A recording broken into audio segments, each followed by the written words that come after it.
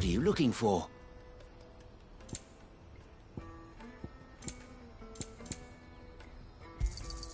You've a discerning eye.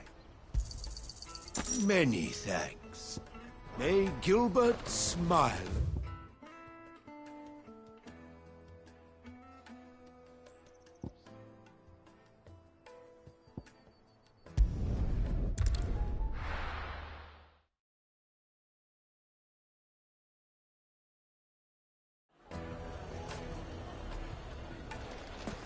People take notice of wealthy men. Shouldn't be too hard to track down Karen's collector. Zendrate's fang is gone. The whole mother crystal gone. What are we gonna do? Calm yourself.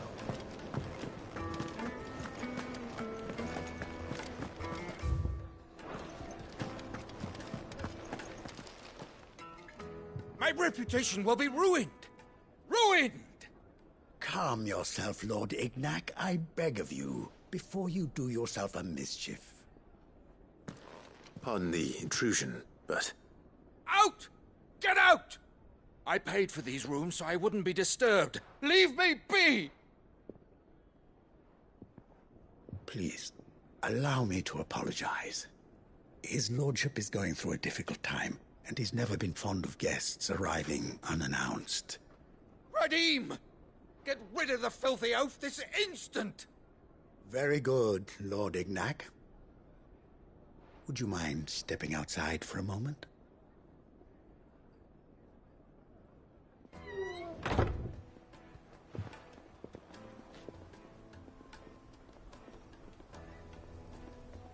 I'm sorry if I've caused you any trouble. That? Oh, no. That's just how his lordship is. Though the morning's events have left him somewhat fractious. He's been dispossessed of his luggage, you see. The thieves also made away with a considerable amount of coin. Coin the innkeeper will soon be keen to collect. I don't suppose a certain blade was among the stolen items. A single-edged sword. It was purchased from a merchant friend of mine. Ah, you know Lady Karen. Yes, I'm afraid it was. Then I'll retrieve Lord Ignac's luggage. But I have one condition. You have but to state it. You are welcome to anything that is within my power to grant. I want an audience with Lord Ignac. A few minutes should be enough. Then I'll be on my way. A condition I would be a fool to refuse. Of course, you shall have your audience. I don't suppose you saw where the thieves went. I did not, no. Though some discreet inquiries made on his lordship's behalf mean that I know where you might find them. The bandit's bed. Every ill-gotten coin in Dalimil is said to pass through that disreputable corner of the Valcroy. And that's where I'm heading. I shall speak to Lord Ignac in your absence, and arrange for an audience upon your triumphant return. That will be very kind of you. Farewell, and best of luck.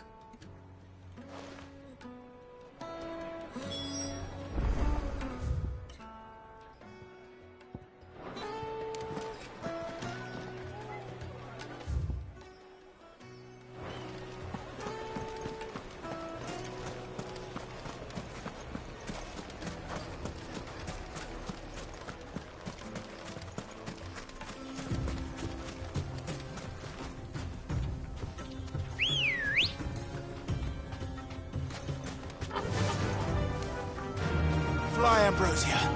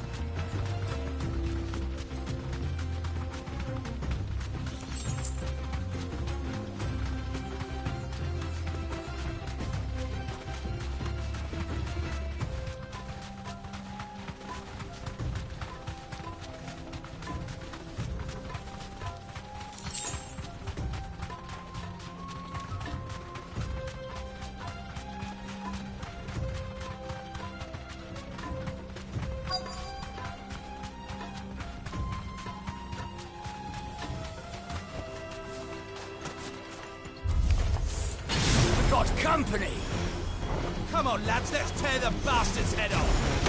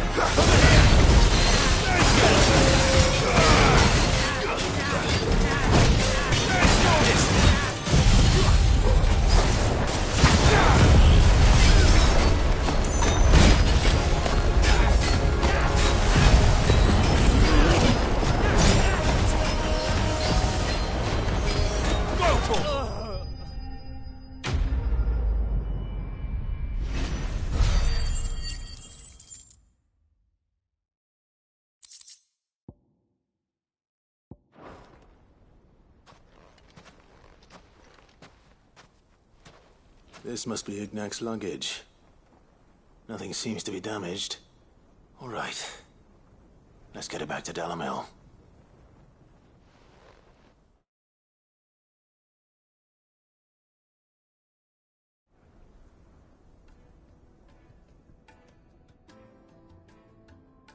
I hear I have you to thank for the return of my effects. What shall I call you, my good man? Wyvern. Glad to make your acquaintance. A formidable name indeed. Well, Wyvern, I appear to be in your debt. Redeem here tells me you wished for an audience. Is that all? A few moments of your time should suffice, yes. You're a peculiar fellow, Wyvern. All right, speak.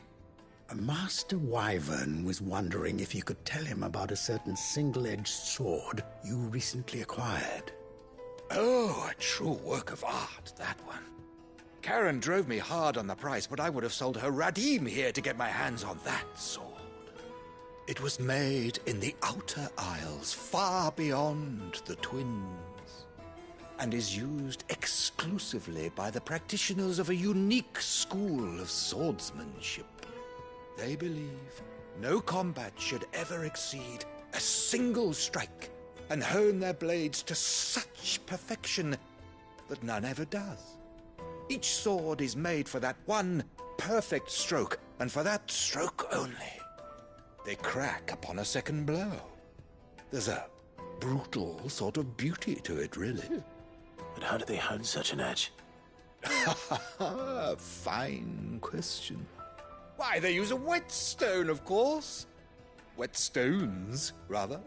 A whole array of them, ranging from the coarse to the fine. 10,000 licks with the sharpening stone, then 10,000 more. But it is the final stone which lends the blade its legendary sharpness. A mineral quite foreign to this great realm of ours. And that is the key. The secret ingredient. Wyvern, it occurs to me that my little lecture is hardly equal to services rendered. Take this, together with my regards. The very stone of which I spoke, far rarer among collectors than even the blade itself, and a far more fitting payment. Thank you. Pardon the intrusion, my lordship. However, it is long past time we prepared ourselves to depart. So it is. I am locked in bitter competition with a rival collector of curiosities. I am one step ahead of the unscrupulous scoundrel, but he is hard at my heels. And there are many other collectors out there. Too many to count, but only one do I consider my nemesis. Lord Byron Rosfield. And is a perennial thorn in my side. I can imagine. Farewell, Wyvern. May our paths cross again. Radim, we mustn't dawdle.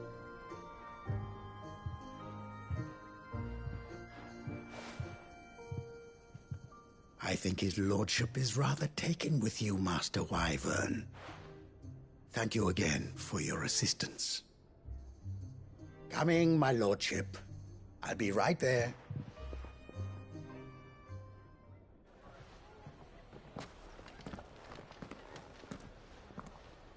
Trust Uncle Byron to find such an interesting rival.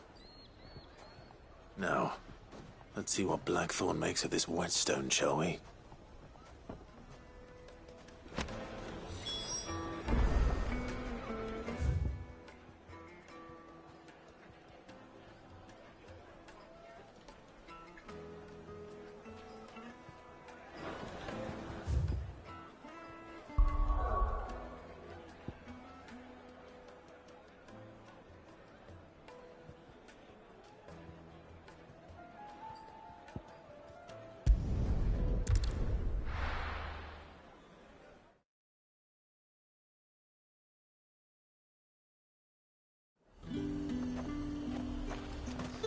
There's talk that the Glassgate flood has finally spread to the worm. But that'd mean half of all anyone ever wants anymore is water.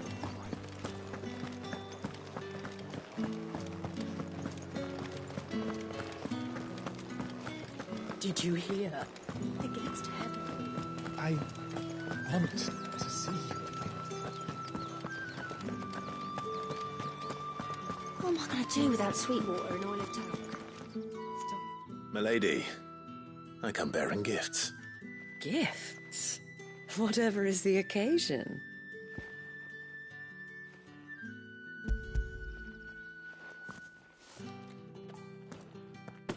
Oh my. Clive, you really have outdone yourself. Otto asked me to give it to you. To settle the Hideaway's debt with the Veil. And to compensate you for the time it took us to do so. You disappoint me, Clive. I thought you might finally be warming to me. Tell Otto he can keep his baubles. I tried to tell him as much the first time around. The man owes me nothing, nor does the Hideaway. My contribution to the restoration effort was made freely and willingly. It was the least I could do. You once told me Sid did you a kindness. I'd like to do the same. Please, accept it. For my sake. And for Otto's. For all of us. For all you've done. It is rather fetching, isn't it? Very well. Otto is lucky to have you, Clive. I doubt anything could ever replace his son. But you and the others at the Hideaway are the closest thing he has to family. Otto had a son. Long ago, yes. Sid told me Otto lost him when he was just a boy, and blamed himself for not being able to stop it. I don't know how it happened, whether there was anything he could have done, but it was clear that it weighed heavily on him. I didn't know. How could you have? I doubt anyone did. Besides Sid, I've never met a man more keen to bear his sorrows in stoic silence. An ill habit, given that both have always been surrounded by friends desperate to help them. I'm beginning to see that.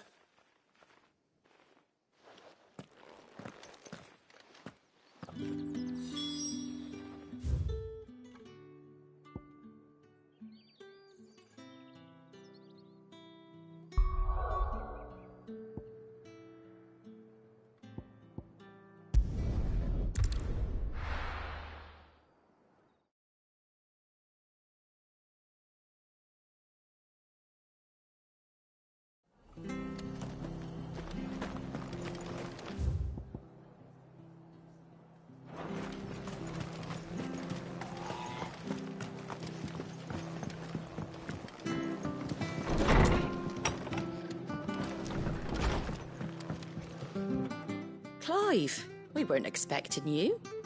I wasn't expecting to be here, but it seems we still owe you a considerable amount of coin for your help with our rebuilding efforts. And though I doubt it's what you were expecting, we were hoping you'd take this as payment.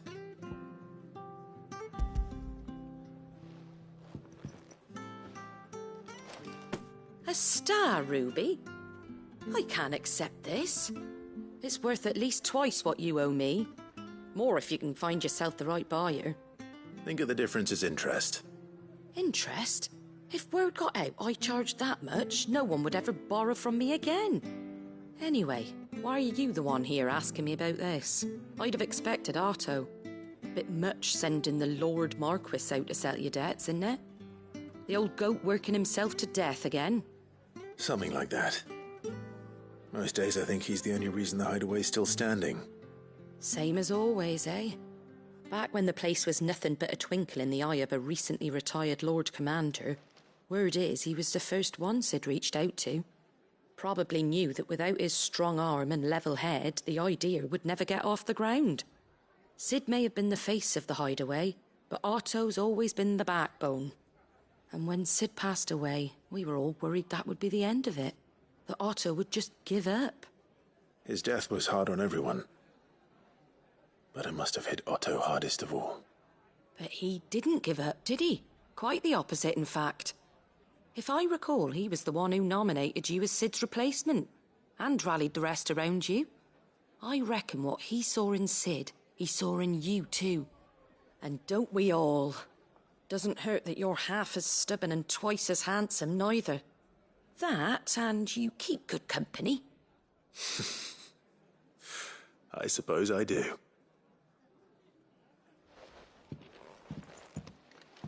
Gob will want to know the stones were delivered, if he's still with us.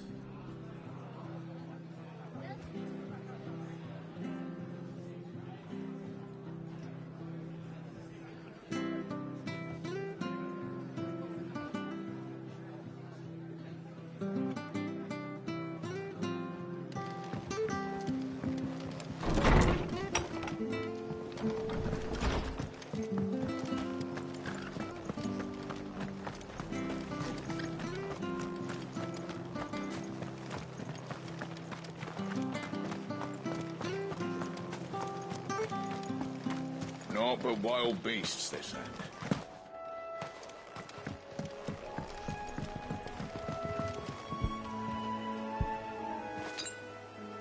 That's better.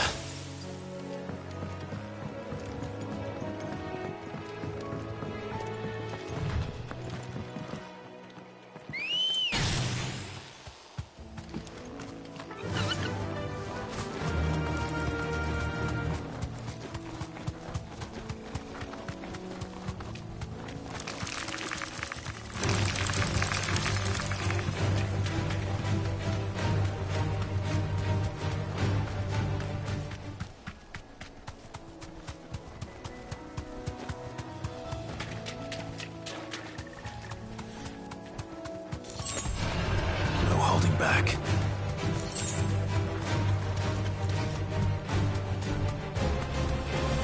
It's certainly quiet. If I were a giant antelope, it'd seem like just a place.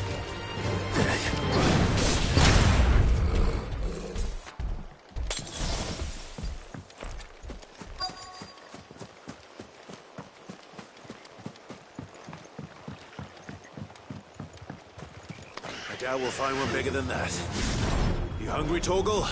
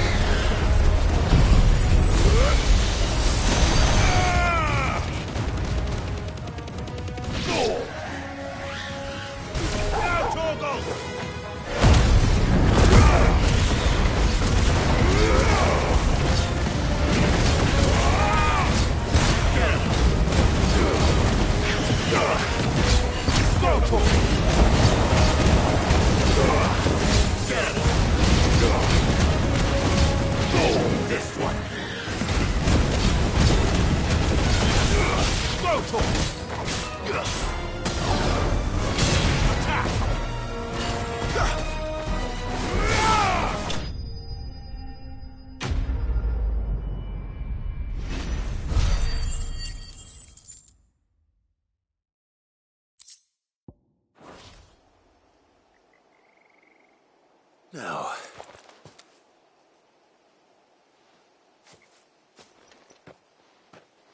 will it be enough, I wonder?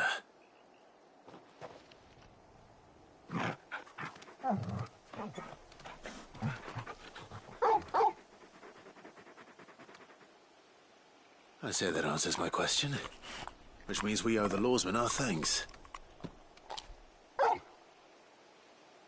You're just a big puppy, aren't you? A very big puppy.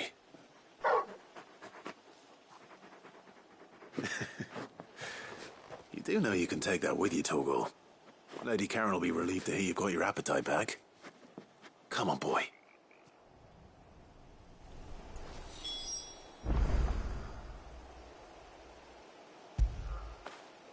You all right, boy?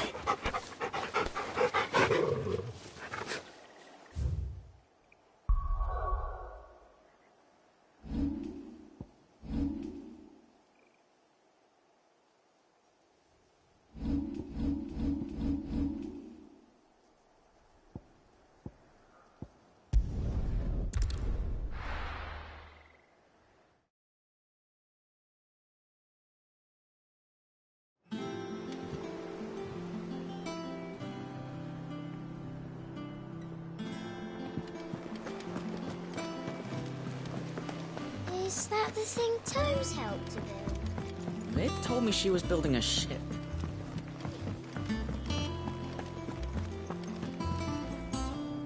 Goat. Still alive, I see. So Lady Karen accepted the ruby. Ah, about that. I tried my best, but she was just too stubborn to take it. She threw it right back in my face, in fact, and told me I could stick my stupid stone where the sun don't shine. Karen refused payment. I hope it wasn't something I said. I'm sure you were as tactful as ever. Let me see what I can do. Oh, wonderful. I hope you have better luck than I did.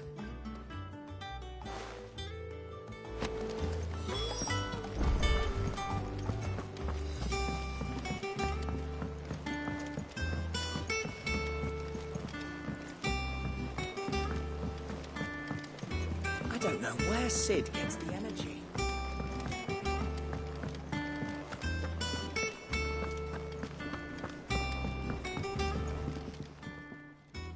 Sorry for the wait, but hopefully you'll agree it was worth it. You learned something about that sword, then?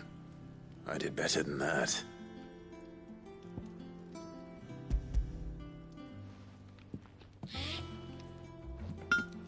Hey, a whetstone? Yes, but not one you'll find anywhere in Valisthea.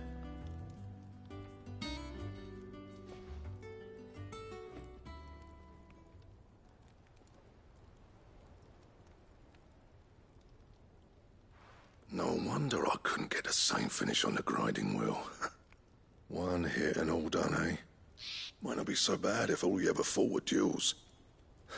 Good luck on the battlefield. Your second opponent would be your last, no matter how good you were. Even so, is there some way it could be used to give the Cursebreakers an edge? I think so, yeah.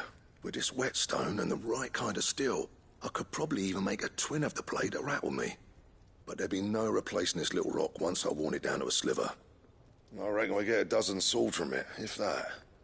Swords that the Cursebreakers wouldn't know how to wield properly, and that would see them through a single fire piece. Nah, no point trying to copy that thing. Be about as much use as a wax anvil. But finishing our blades with a whetstone this fine, now that's something to consider. And what's finer than fallen masonry, eh? Or more hard-wearing, for that matter. Just imagine it. Good Valisthean steel with an edge as sharp as any found in the Outer Isles. I won't make a copy, nah. I'll make something much better. I'm sure the Cursebreakers will be delighted. Just don't push yourself too hard. Don't you worry about me, Sunshine. I've been working day and night since I was half your age, and I'll still be here when you're long gone. Hey, thanks, Clive. I mean it. I owe you one, August too. It's good to know someone's looking out for me. You'll be happy to hear you said that. And I'll see that my debt to you's paid. First new blade I make's got your name on it. You come and find me when you've got the materials. All right. I will.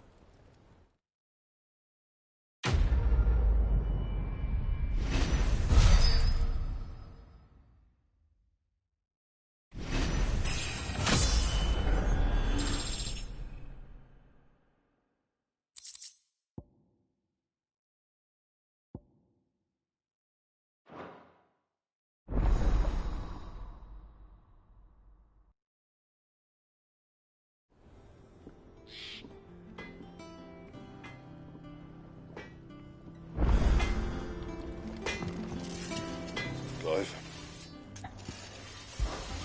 What do you want?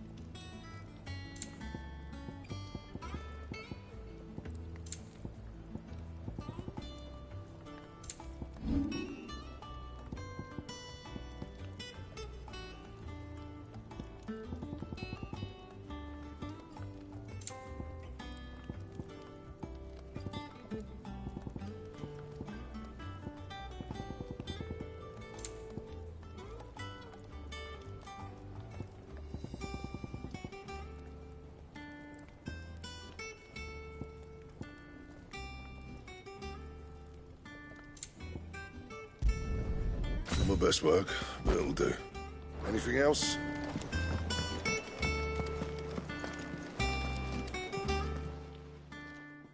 Lady Karen, Goad tells me you weren't happy with our offer.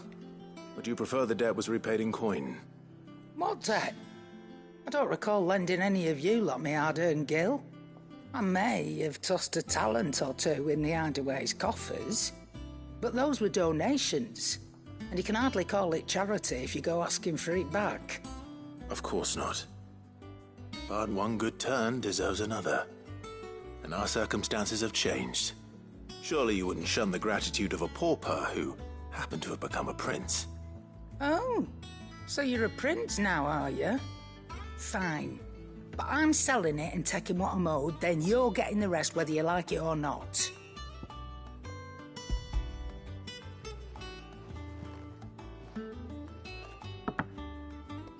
Where'd you even get this?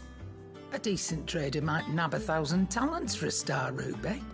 A canny one, meanwhile, might claim it were nicked from the belt of Sid the Outlaw himself and ask twice as much. Might be I already have a buyer in mind. Might be you even know her. The fine continental maid whose beauty's only eclipsed by a guile in commerce. You wouldn't mind, would you? Not at all. Just be sure to tell her that it's always a pleasure doing business.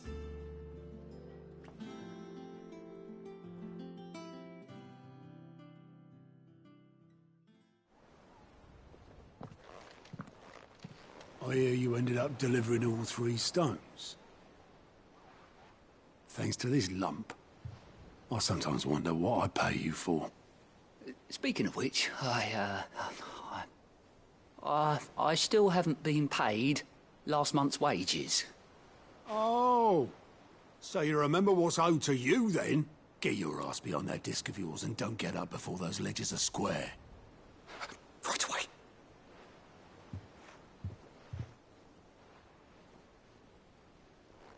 I've seen that before.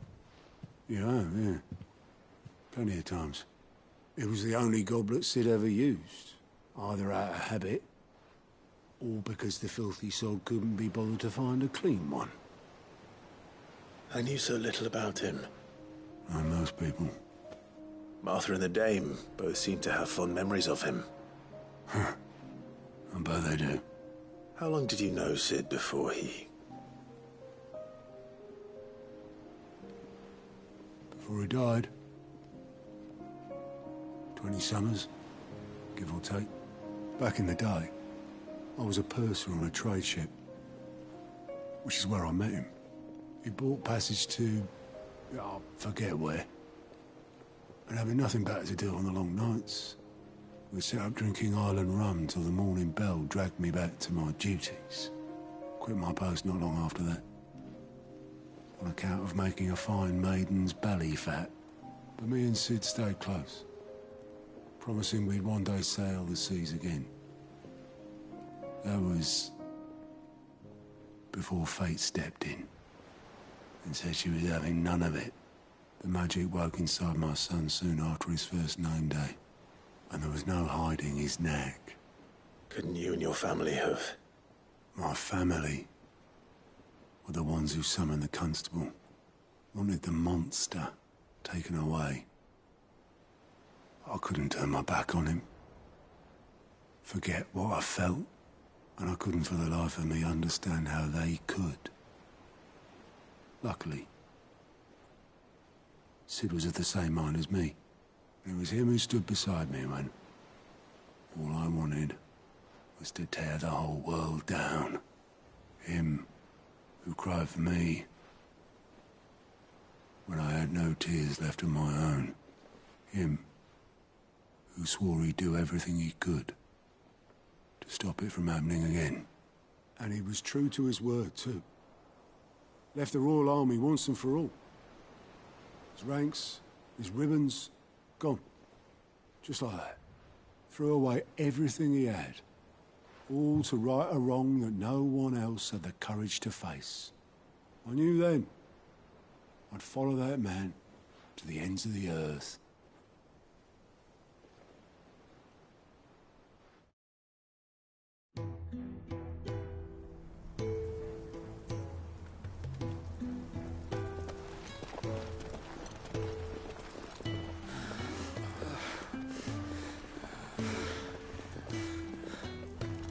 He was always too clever for his own good, was Sid. Saw the world for what it really was, while the rest of us were content to go along with the lie we were shown. And it can't have been easy, bearing that burden alone.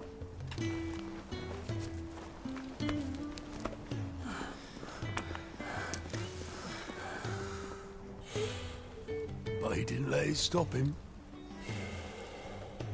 He never lost faith in what he believed was right. And that gave us faith in him. Faith he'd steer us true. So I swore to myself that I'd always be right behind him, ready to catch the stubborn sod, if ever he should fall.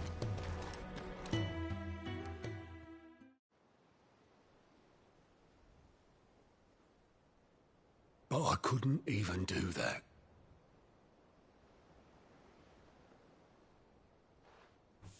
Ignore me. Just the ramblings of a tired old man. Leave that lot. I'll tidy it up in a bit.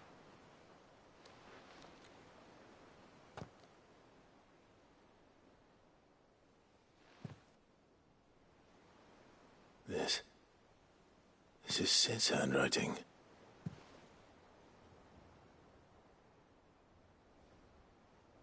Dear Otto. I may be drunk, but I wanted you to know this place would be fucked without you.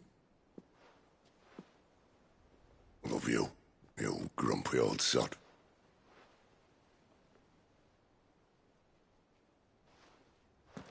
This note. Hmm?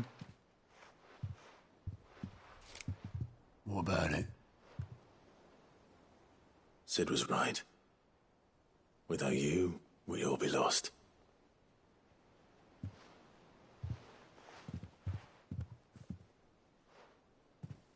He should have bloody well said so then. Just once. Before he went. But then, why would he? Him, or anyone? I'd only have told him to piss off.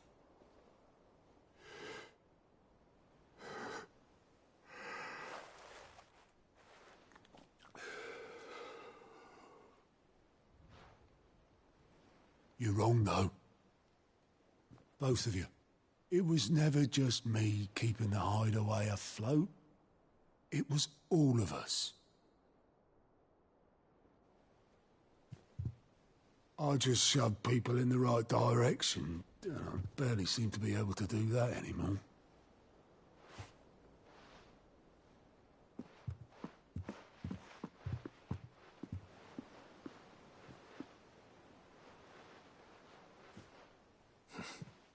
Would you rather goat were at the helm? Well, maybe I've got a few more years left in me.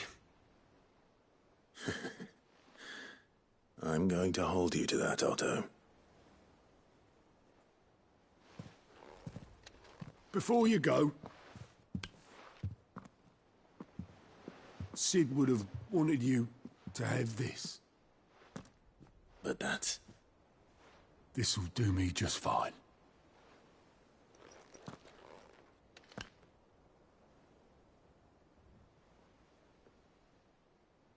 Thanks for the ray of sunshine. I'll see if I can't pay you back. Already have.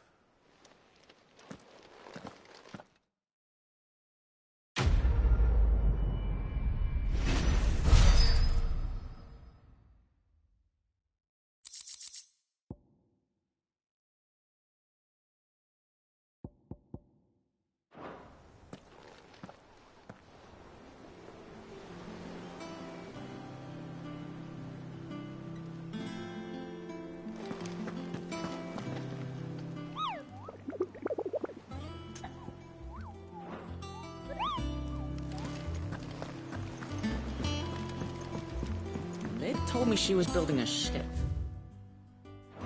Really?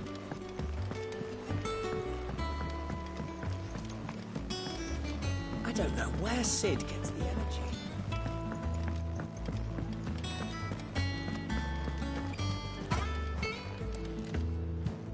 I noticed you and Torgal had gone off somewhere. Take him for a walk, did you? You could say that.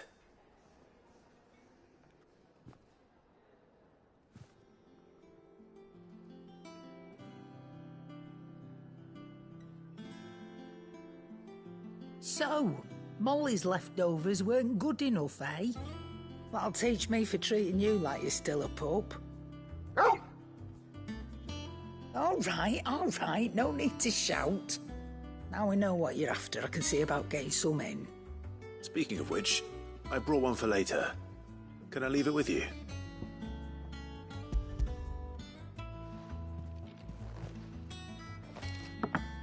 You can, aye. I'm nice like that. In return, you can thank Tomes for me. The bloody know-it-all. I was just on my way to see him.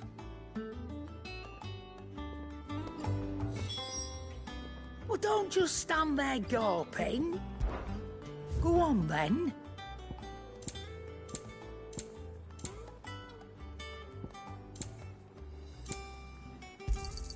It'd better all be here.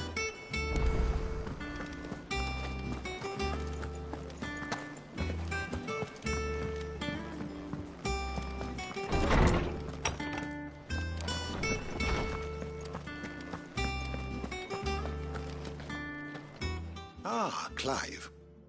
Were you able to locate your quarry? We were indeed, Lawsman.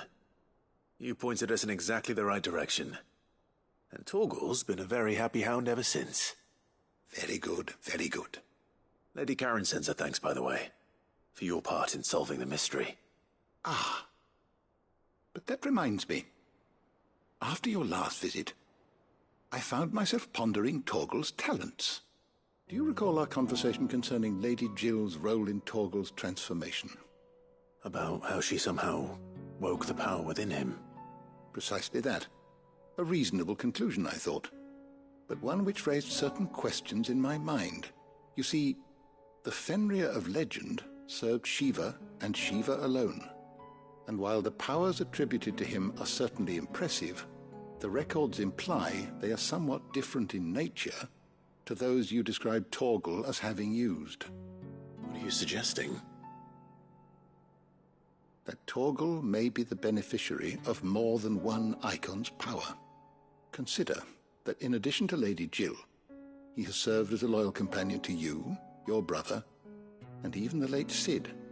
In short, the icons hitherto near at hand, or should I say at paw, have been diverse and plenty, and that number has only grown as the realm's dominance have fallen to your sword.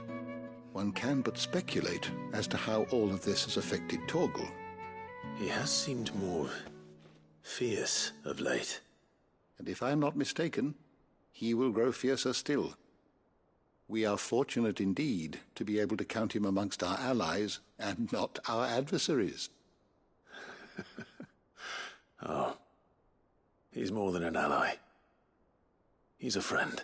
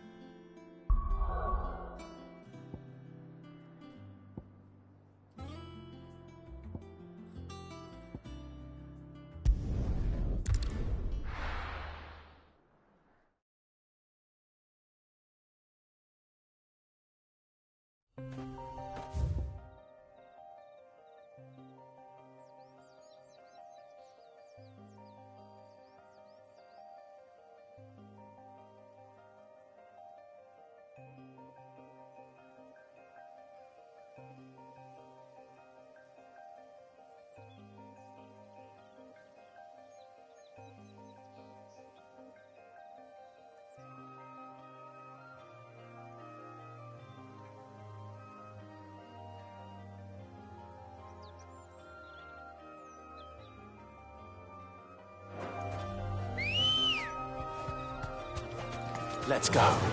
Yeah!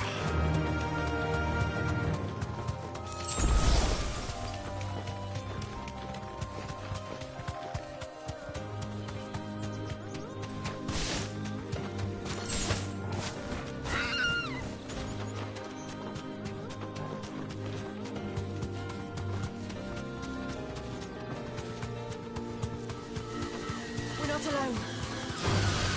Time to fight.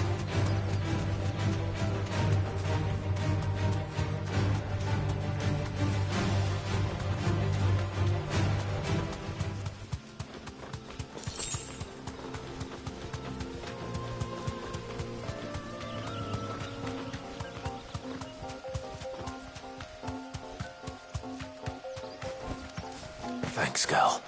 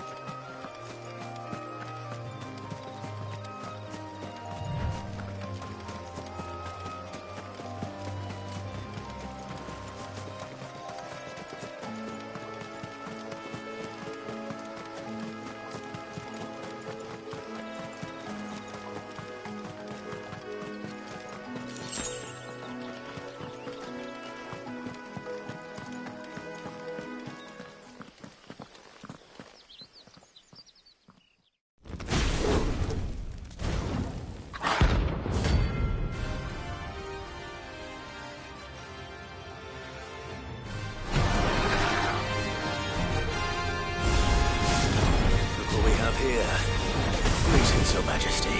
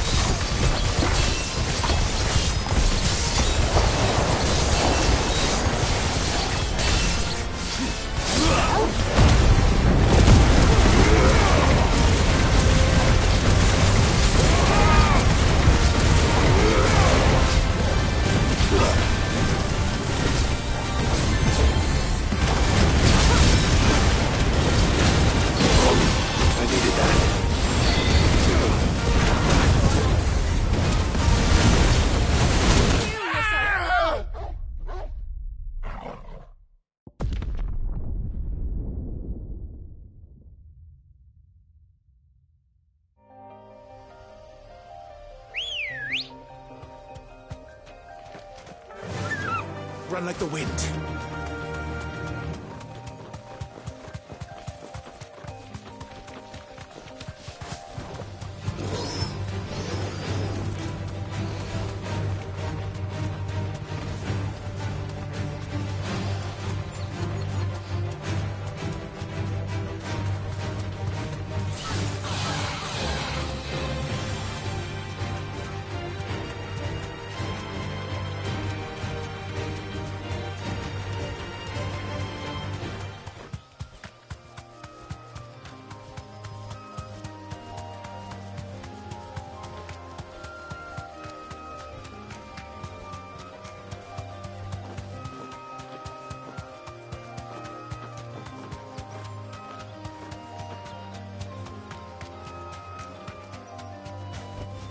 Straight home now.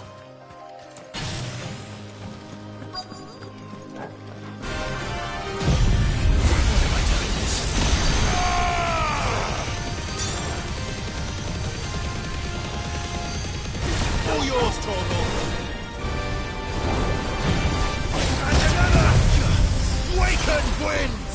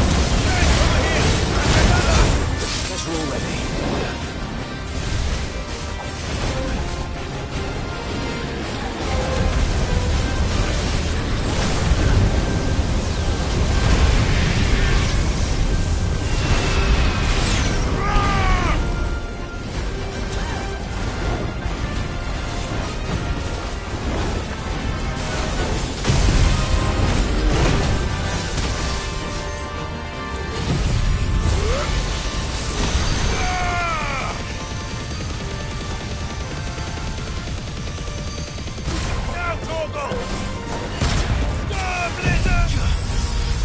There be light! All yours, Torgal. And her, Torgal. This one.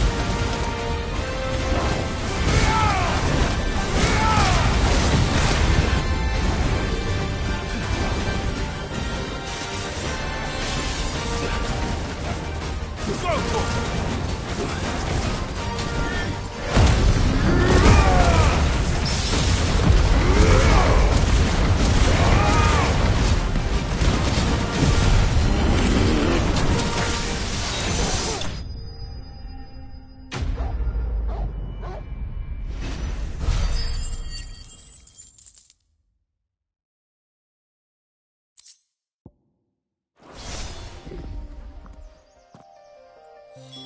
Your reign is over. Now to collect the ash.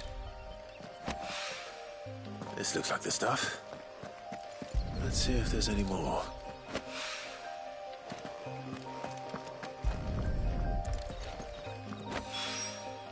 That should do it.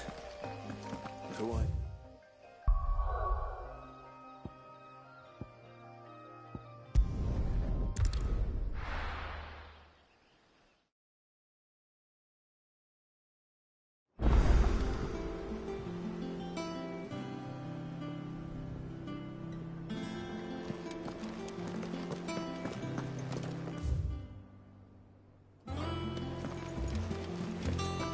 Is that the thing Tomes helped?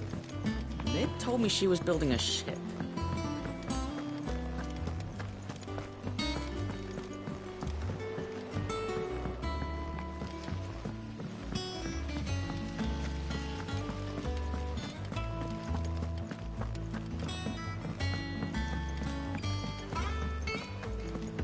Think Mid might need some help.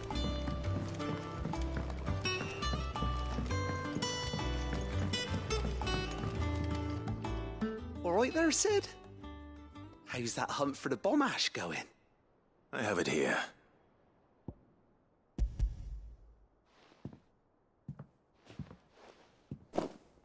That's the stuff.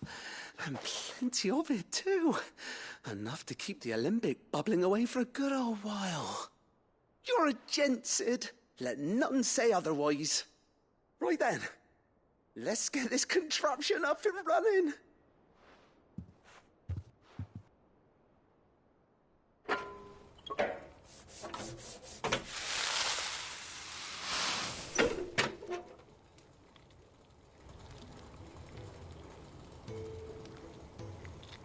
There we have it.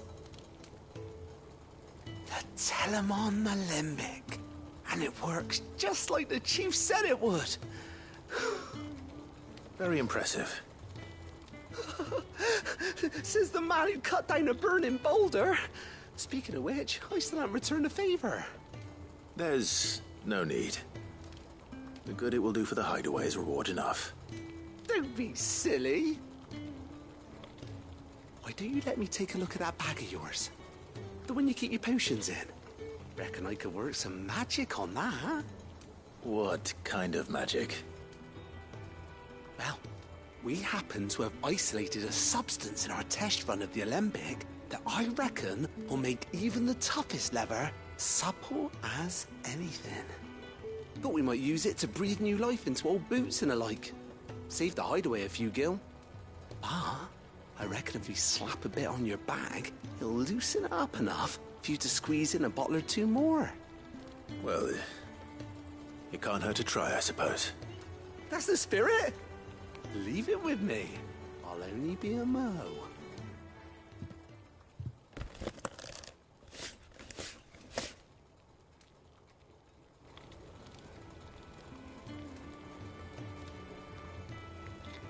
Well, what do you reckon? It certainly feels more flexible. Right? Told you. Thank you. I think. No. Thank you for supporting Mid and the rest of us in our endeavors. Without you, we'd never have been able to discover wonders like that stuff I rubbed on your bag. And I'm telling you, There's plenty more where that came from.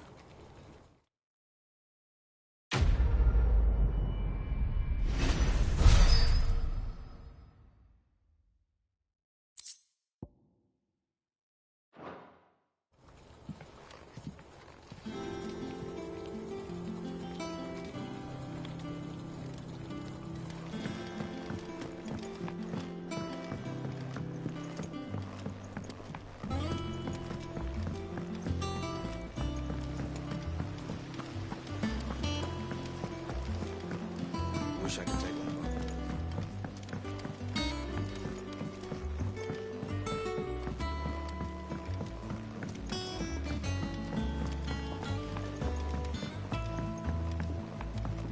I went up to give some breeze to the...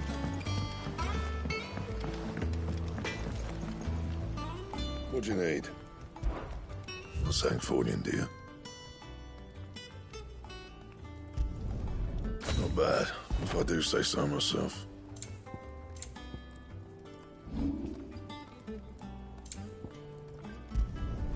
You can thank me later.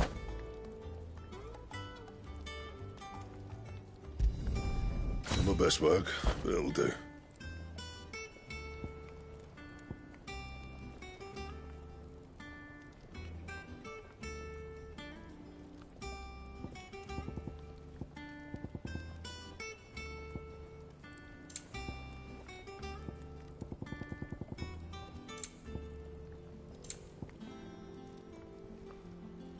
And?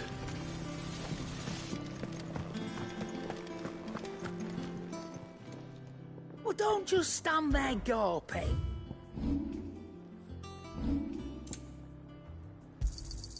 It'd better all be here. You're rubbing me blind, you know.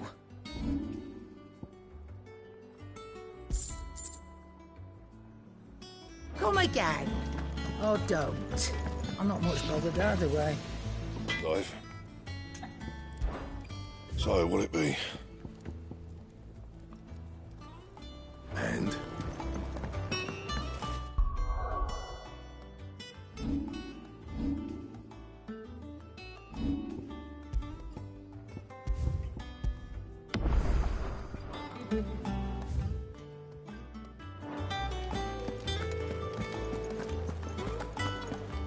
Thank you, Clive.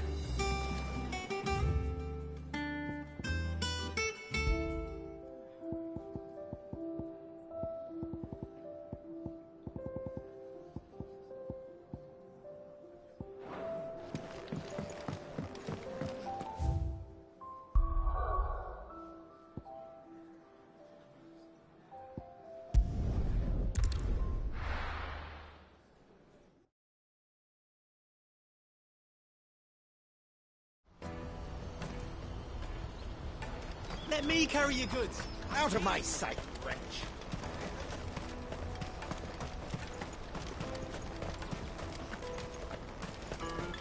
Come on, come on! The caravan stops next to the check. Juicy pears! Thank you! Are you the furniture maker? Looking for something in particular? Ah, Eloise collared you too, eh? Then I expect you want to know more. She told me you were leading the hunt for the pickpockets. What have you learned? For one, that they're targeting the traders carrying the biggest packs. Harder to watch your back, see? And less chance of the mark giving chase if they're spotted. Not that they'd be likely to catch them. Those imps know every inch of this warren like the backs of their hands. Their eyes must have lit up when they saw Goots. The fishmonger round by the gate's been trying to track down the children involved. You should go and have a word with her. Thank you. We will.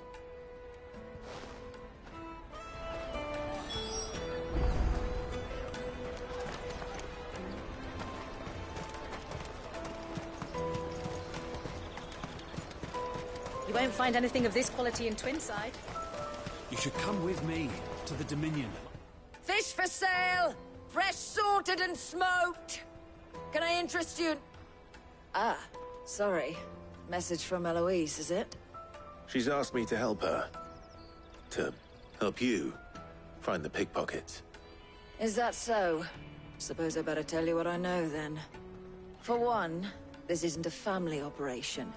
All the traders say the children who stole their passes were dirty, dressed in rags. Street urchins, by the sound of it. We get a lot around here. Orphans from the wars. A few, perhaps. You saw the refugees gathered by the entranceway? They're all looking for a new start in the Dominion and beyond. Some of them take it as an opportunity to rid themselves of unwanted baggage. The shame of it. Whoever's behind this would have to have made themselves known to the children at some point. And so should we. You should start with the children around here, then. I doubt they're the ones involved, but they might have heard something. It's worth a try. All right, then. Questioning children. How hard can that be? You should come with me. Remember when half the people coming through here were traders? Come, taste my peaches! As sweet as nectar! Excuse me. Do you mind if I ask you something? Can't stop you.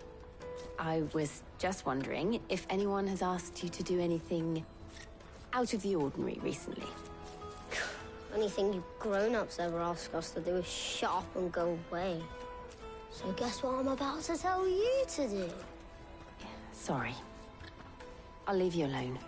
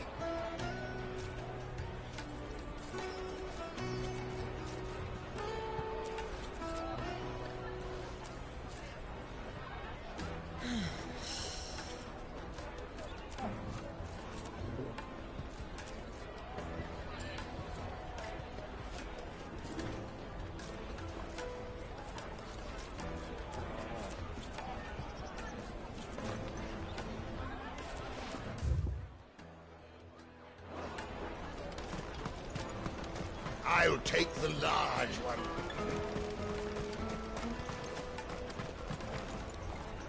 Do you have a moment? What do you want? What I want is to know who's asking children like you to pick pockets. I don't know. Nobody's asked me. What's picking pockets? Do you get paid for it? No, you get in trouble for it. So if they come calling, you know what to tell them.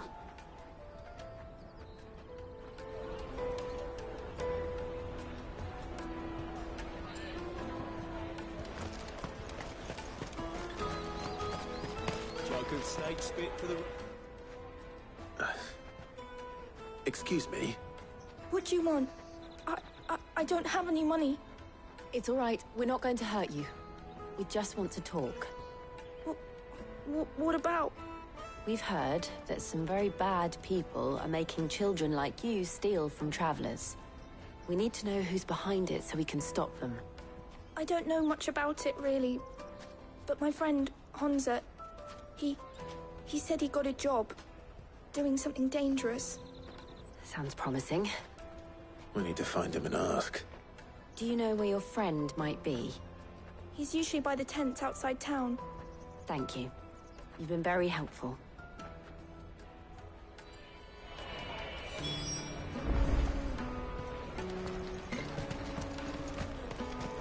Come on, come on!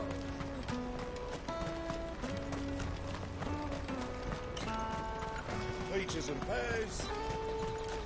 Let me carry your goods. I'm cheap.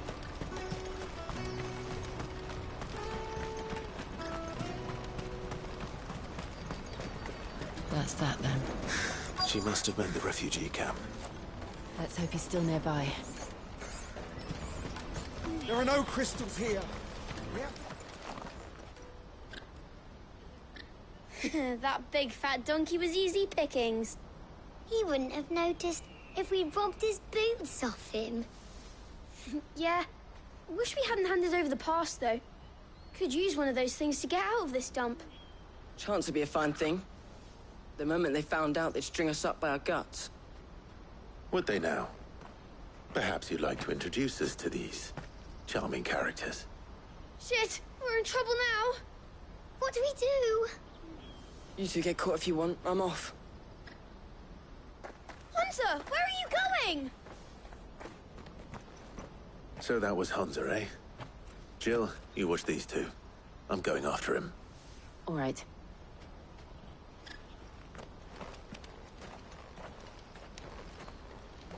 He can't have gone far. I need to find him before his employers do. Daddy, I'm hungry.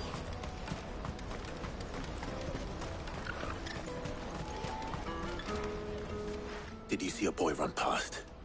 He stole something from a friend of mine. There was a boy ran back there towards the Chocobo pen, but... Thank you.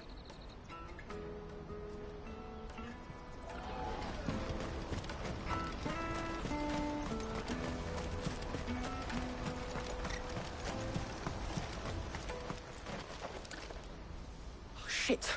Cornered. It's all right, Hunter. I'm not going to hurt you. I just want to ask you some questions. Fine. Not like I've got a choice. I'm looking for the people who are making you steal for them. Who are they? Called themselves the Carstones. They said they'd give me good gill if I did what they told me. I knew they were bad, but bread doesn't come for free. Didn't come at all half the time, before I started buzzing for them. You know, if I didn't do it, they'd just pick on someone else. Someone they could push around easier. Hunter.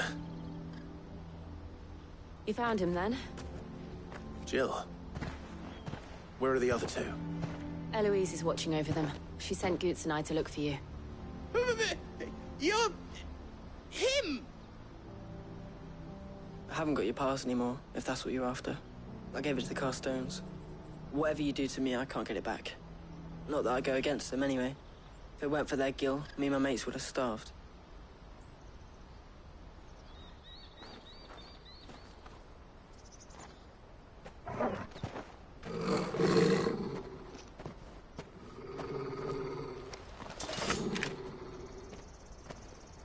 Cowards.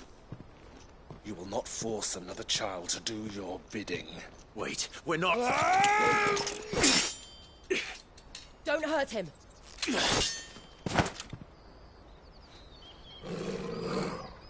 You're making a mistake. We're on the same side. Like hell we are. That brooch. Where did you get it? Master Theo? Goots. What are you doing with these people? Unless you're the ones my sister was talking about. Your sister?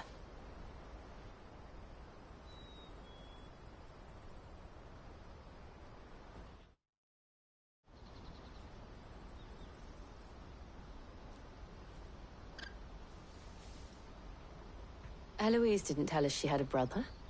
And why would she? I'm just her back and a blade. Theodore, at your service. Sorry about before. Theodore, what do you know of the Cast Stones? Vultures who have made Boklad their hunting ground. They prey on the desperate, stealing from those with gill and bullying those without it into joining their flock. I'd been looking into their activities in hope of sparing the refugees any further hardship. But it seems they've already stooped even lower than I'd feared. Hunzer's a good lad. Don't blame him for what they've made him do. If he and his friends hadn't agreed to work for the Stones, some other poor souls would have. On pain of death, most likely. Clive, was it? And my sisters asked you to help put an end to the pickpocketing. Then we all want the same thing.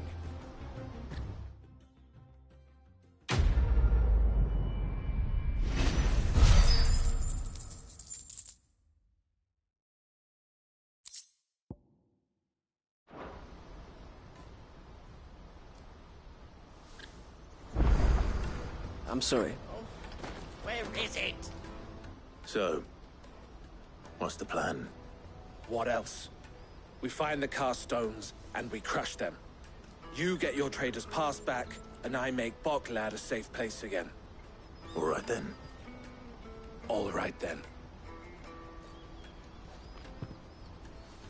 Honza, where are they camped? Don't worry. They'll never know you told us. Couldn't if I wanted to. They always come to town to collect the passes. Meet us outside the gate. I tried following them once, but they spotted me halfway down the trail. Said they'd string me up. We'll try it this time. Which way were they going? Back down the road towards Leitney's Cleft. To Leitney's Cleft, then.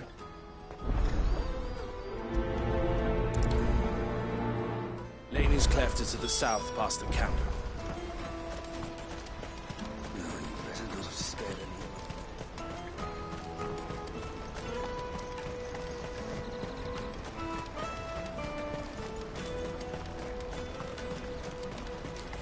Daddy.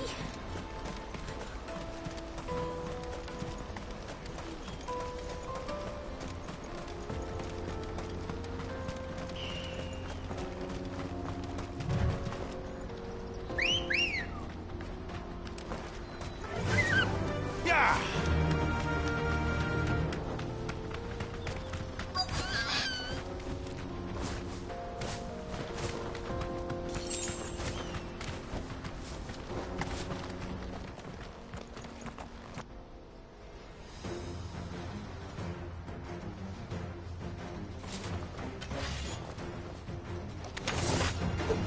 That's the one who's been sticking his nose in our business. You should have minded your own.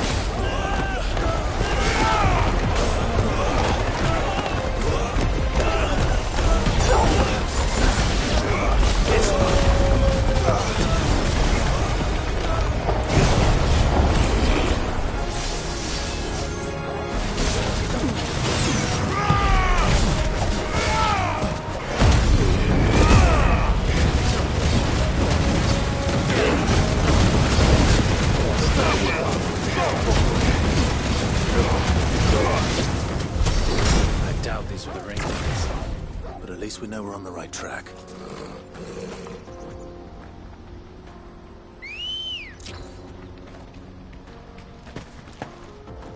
Ready, go? Faster!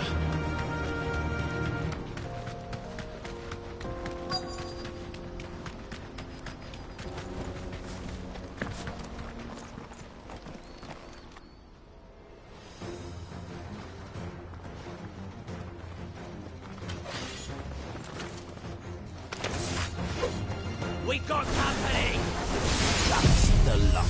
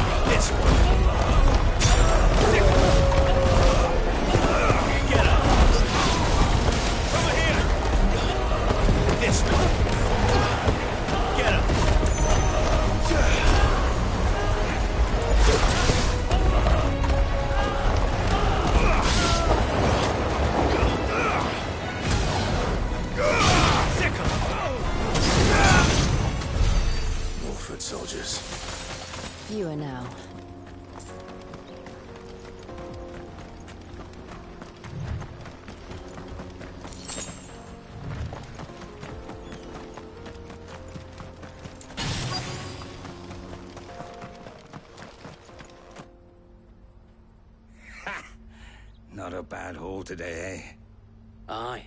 Some of our new recruits are natural-born ne'er-do-wells. Especially the little ones. That Hans has got nimble fingers, all right. It'll be a shame when they chop them off.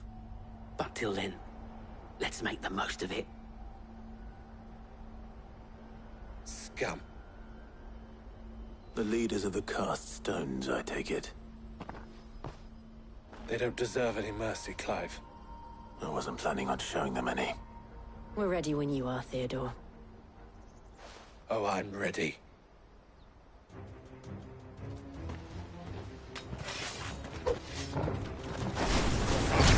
It's that guard from Falkland.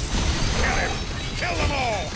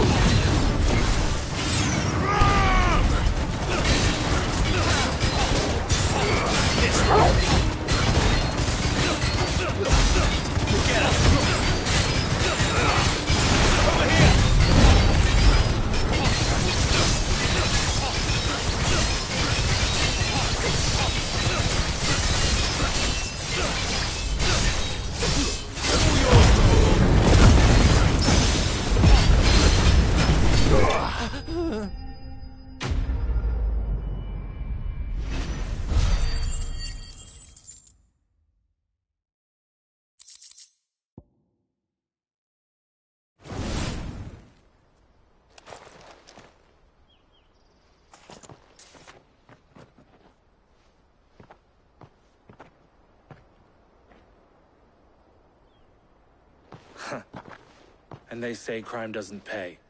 Gold chains, rings, purses. And traders' passes. Dozens of them. Have the names been changed? Not yet. I recognize some of them. No doubt Goots's is somewhere among them. Now I just need to sort through it all and return everything to the people it was taken from. We should go and give Eloise the good news. Can we leave things here in your hands, Theodore? Of course. Oh, and, be sure to tell her of the part I played, won't you? We'll be glad to.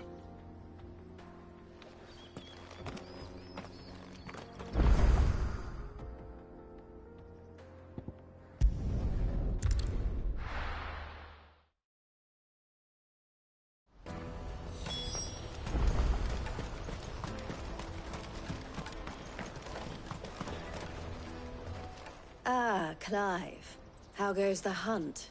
My brother isn't getting in your way, I trust? Quite the opposite.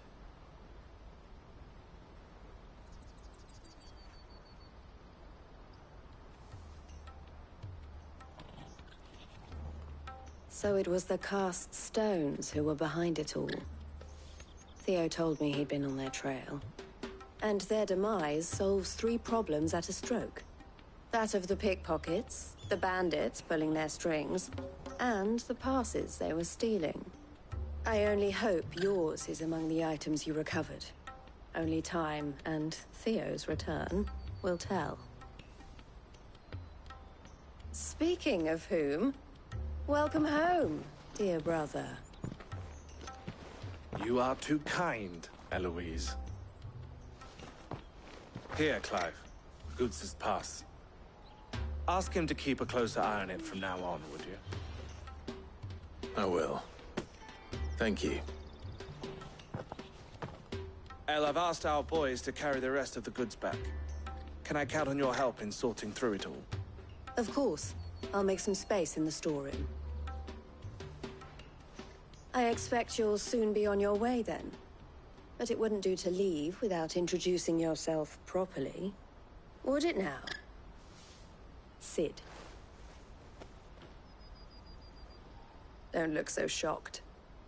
We're on the same side. I don't understand. As you now know all too well, we at the Crimson Caravans are always happy to help those in need. For a small fee, we will move anything that needs moving. Be that goods to market, or bearers away from it. I was the first my sister helped escape. If it wasn't for her, I'd have been branded as a boy. I had no idea. It just so happens that we are seeking to expand our operation. And who better to join forces with than the leader in the field? Wouldn't you agree, Theo? I would. It seems our purpose is the same in more ways than one. So what would you say to working together again? It would be our pleasure. And our honor. The honor is ours. Here, Clive. This is for you.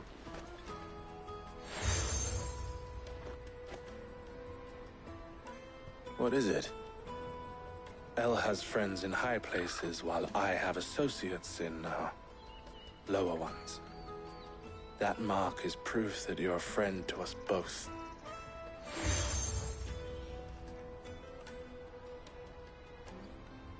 I shall bear it with pride. Well, all that remains is to wish you a safe onward journey. Goots' pass should secure you a place on the caravan, but if you encounter any difficulties, we would be delighted to provide you with a coach of our own. For a discounted price, of course. Say, 9 million? We'll try the caravan.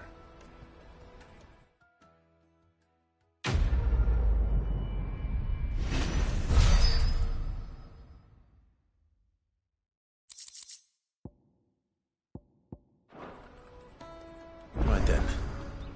Let's get this back to Goots. And then it's on to the Dominion. You won't find a finer array this side of the Strait. You've a discerning eye.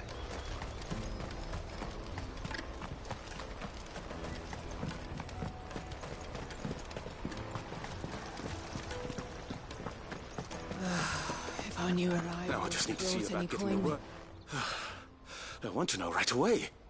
Bad news. Good, actually. Something worth celebrating for a change. Only trouble is, the serving girl's still new to the job, so I can't leave her while I go and invite those I'd like to celebrate with. What exactly are you celebrating, if you don't mind me asking? I've come by a particularly fine bottle of red. A Gotan 66, no less. Gotan Rouge is the only good thing to have ever come out of the Empire. And most wouldn't part with a 66 if you held a knife to their throats. So I've heard. Oh. So you know of it, then? Clearly you're a gentleman of taste. A gentleman who might sympathize with my predicament, perhaps? Would you pass the good news to a few friends of mine? I'll give you a little something for your time, of course. Sounds simple enough. So you'll do it? Marvelous. Thank you. You won't need to go far. All three of them should be right here in the market. There's Aldrich the porter, Milan the butcher, and Bolek, a guard over at the north gate. Three of the finest fellows in Boklad, if you ask me. Tell them to come to the tavern when they finish for the day. Stop by again when you let them know, and I'll give you your little something. I'll be right back.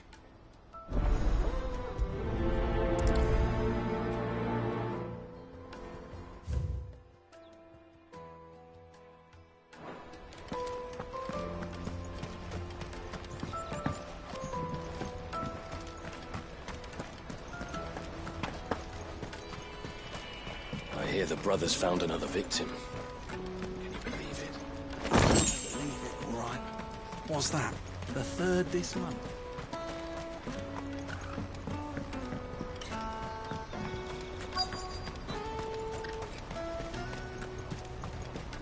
Hurry, man. I've been asked to find Aldrich, the porter. I don't suppose that's you, is it? That's me right enough. You need something delivered? The innkeeper sent me. He said there's a cup of Gotan 66 with your name on it when you're done for the day. A 66? Look at me. If he's just got hold of it now, it must have been in the crates he had me carry down from Sanbreque. From the Empire to Boklad. You must be a braver man than most. That's a treacherous route at the best of times. Such is the porter's lot. There's not a patch of storm these feet haven't traipsed across. It's Oriflamme one day, then off to Canva the next. The farther you're willing to go, the fatter the purse. Which is why there's no shortage of competition for some of the longer routes. I'd say I've done enough for today to earn myself a cup of something tasty. Thanks for letting me know.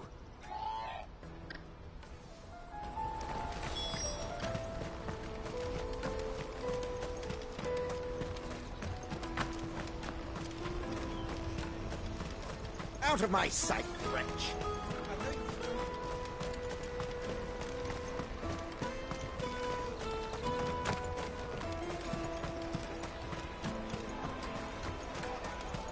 The caravan stops next to the checkpoint.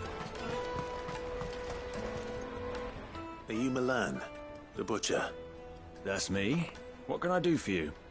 The innkeeper's just had a special delivery. He thought you might like to join him for a cup of wine after you pack up for the day. He knows me only too well. And I've got a ham here that will go handsomely with a nice drop. Wine and ham to spare. Boklad clearly isn't suffering then. Comes with being the place everyone has to pass through to get to everywhere else. Those who travel the Crystal Road bring all manner of goods with them. We get meat from Sanbreque, herbs from Rosaria. Why, sometimes we even see curiosities from across the Narrow. My old man knew what he was about when he set up shop here all those years ago. Anyway, thanks for the good news. Oh, you know what? Maybe I'll shut up shop early. Wouldn't want to keep our friend waiting.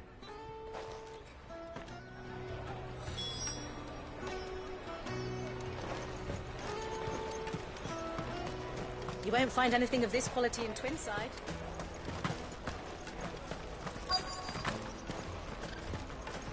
The Empire's your enemy, not us. I'm looking for Bolek. I was told he'd be guarding the gate. Well, you found him. You're not here to enlist, I take it? The innkeeper sent me. He's just taken delivery of a rare vintage, a Gotan 66. He thought you might like a cup. I've never said no to a goat hand. I'm not about to start now. Thanks for letting me know. You must be a busy man. The market would be flooded with refugees if we weren't here to stem the flow. Oh, my heart goes out to them, all right, but we've got our orders. No papers, no passage. Plenty try to slip past us nonetheless. And every now and then, one of them's foolish enough to try and force their way through. And when they do, well, things can get nasty. You know what? That wine's sounding better by the moment. Well done. I wonder if the innkeeper might spare a cup of that wine.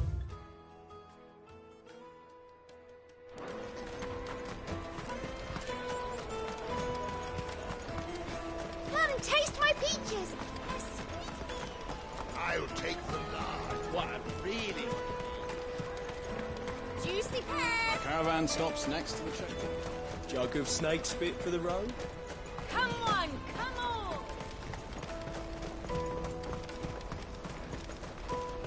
Peaches and pears. Let me carry your goods. Pardon me, but would you happen to... That well-notched steel and impressive physique. I have need of a sword for hire, and yours looks to be a weapon well worth the coin. Might you be convinced to offer me the use of those formidable arms? How exactly do you intend to use them? Well, being something of a scholar of Zemeckis history, I wish to investigate the ruins near the city. And I require a rugged companion, lest I find myself waylaid by ne'er-do-wells or the beasts sent to roam the area. Should you accept, you will not only earn yourself material wealth, but partake of the true treasure that awaits us there. The rich and storied history of Zemeckis. Well, were you ever party to a finer proposition? My arms are yours. Wonderful! Then come. We must away. But where are we going? Along the old Zemeckis Road, and from there, onward to discovery. Quickly! There is not a moment to lose. Wait. Good luck with your ne'er-do-wells.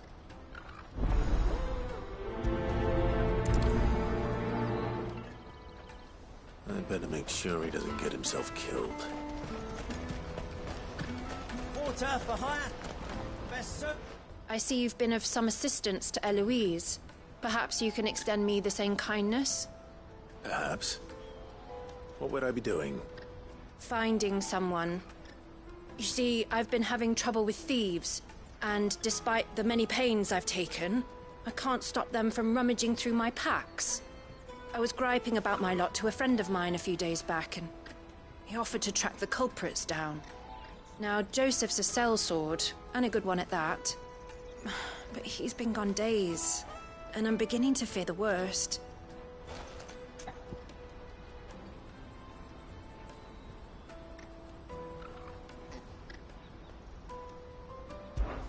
Any idea where his search for the thieves might have taken him? The old Zemeckis Road, perhaps? He doubted they would be fool enough to linger here in Boklad. Joseph's lived a hard life. Made him grey long before his time. I just pray he hasn't been killed over a few sacks of grain. I can't imagine there are too many grey-haired sellswords around. Hopefully someone will have seen him.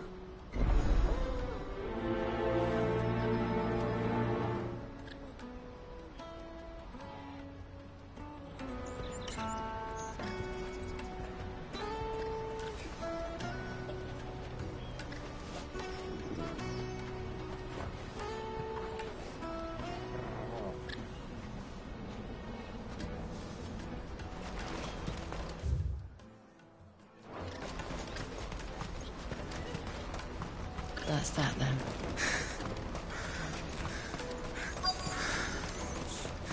There are no crystals here. We have to keep going. What do you want? I've no coin on me. Just information. Has a sellsword passed through here? Grey hair. Now you mention it. There was a young man with salt in his mane sneaking around out there a while back. Which way did he go? How am I supposed to know? Buggered off down the road, I expect. Now why don't you do the same and leave me be?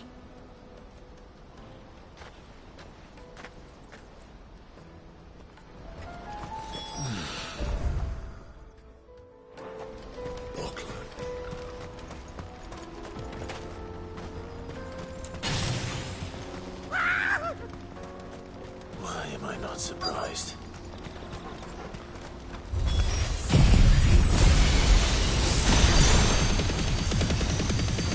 You'll hand over your coin if I know what's good for you.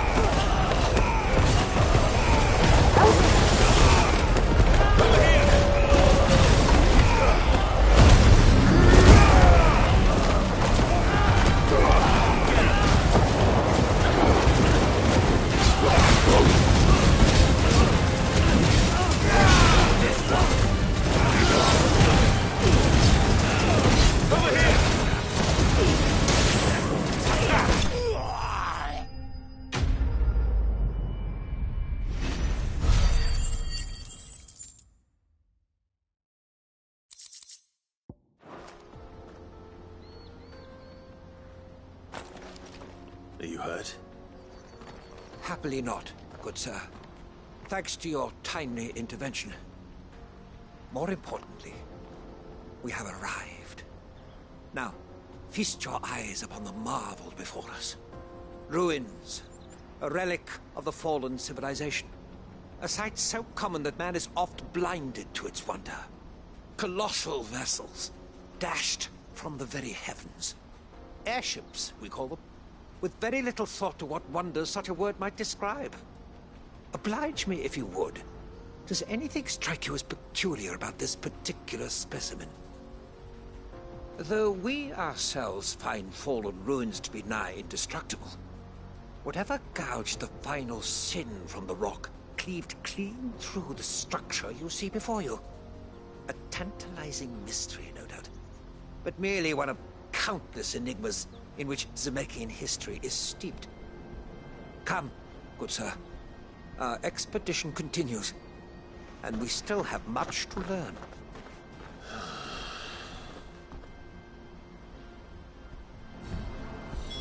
He's passionate.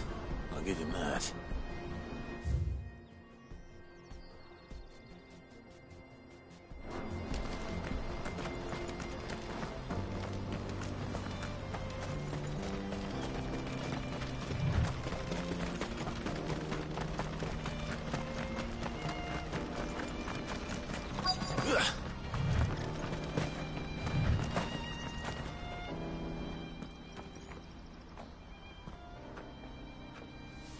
We don't want any trouble. Neither do I. I'm looking for someone. A grey-haired mercenary. Well, we haven't seen him. Yes, we have. We saw him climbing up the rocks. And those ones, over there. Maybe he found his thieves.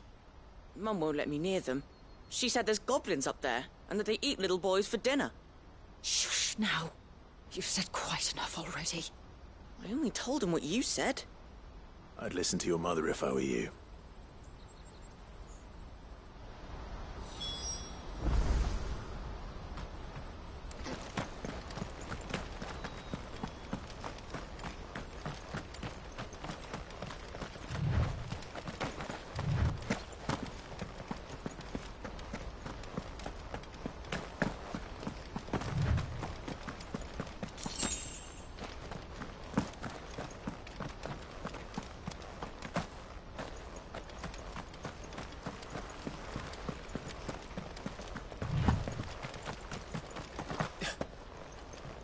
Joseph's thieves really lug their stolen wares all the way out here.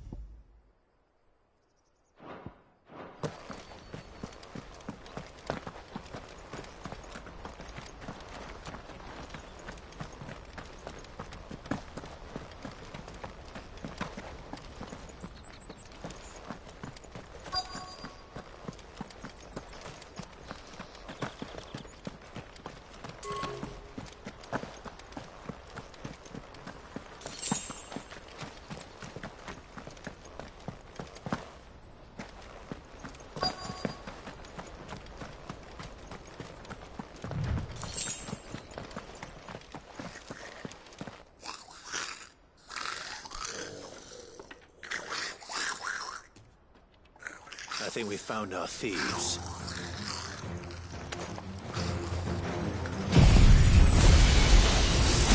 They don't look happy to see me.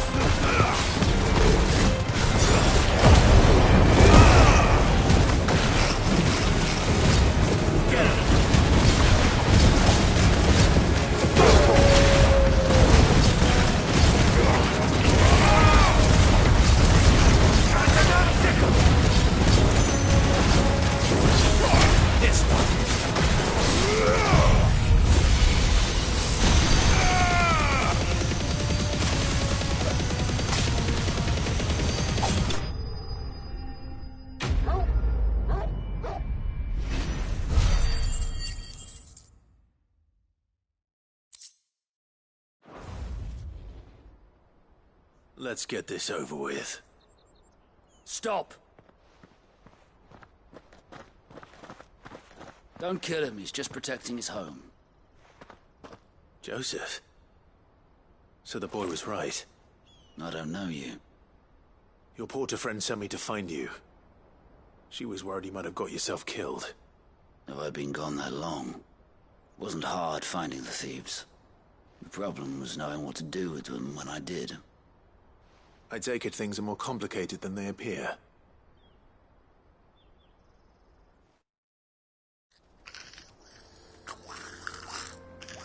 I'd all but ruled out bandits before I even left the market. You know why that is? Because our thieves had no interest in gold or gems, or anything they couldn't eat for that matter. Add to that the rumors of goblins in the area, and the mystery practically solved itself.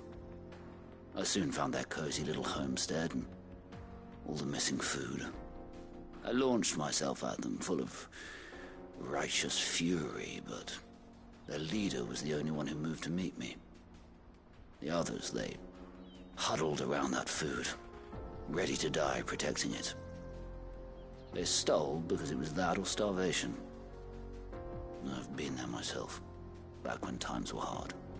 So you spared them, and earned their trust into the bargain by the look of it. These goblins aren't native to the area.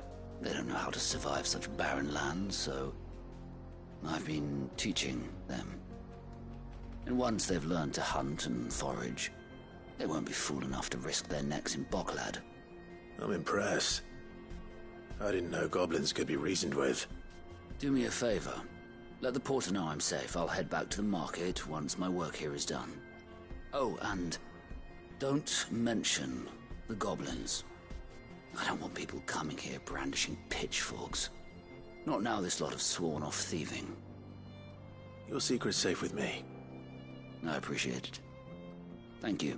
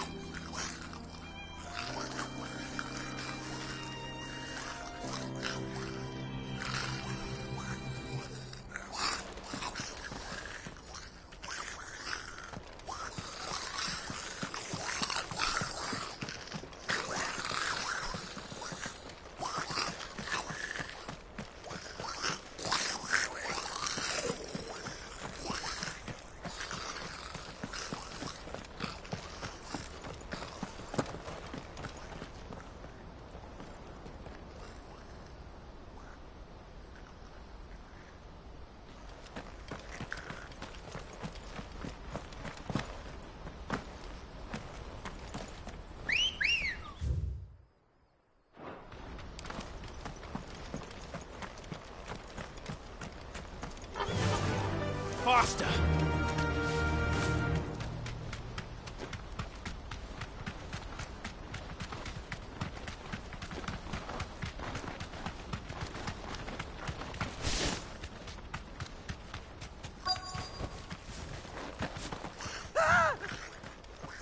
Not again.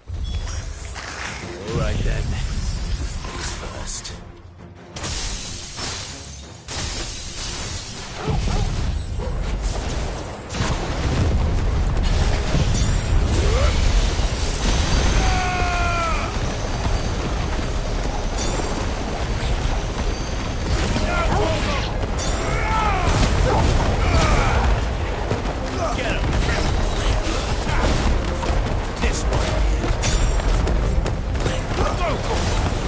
Over here!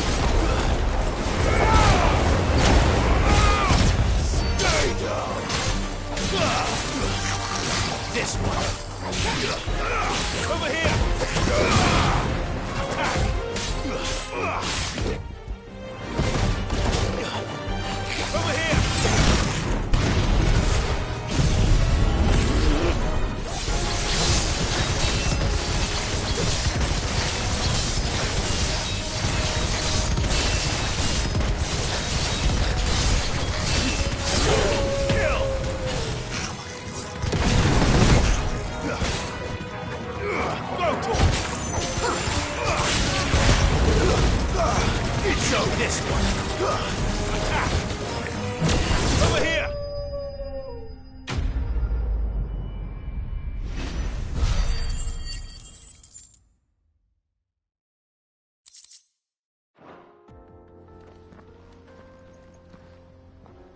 You're going to get yourself killed. Oh, that would not do. That would not do at all. Not when such majesty stretches out before us. Behold, the final sin in all its glory. As Moss tells us, a battle was fought here in ancient times. A battle of such ferocity that it tore a great crater in the very land upon which it was waged. In reaching for their holy sanctum, did man enrage the gods, and great was the vengeance that was rained down upon him. Alas, the full truth of the matter is lost to time, though I live in hope that I might see it discovered. But we must not dwell upon such things. There is more yet to see.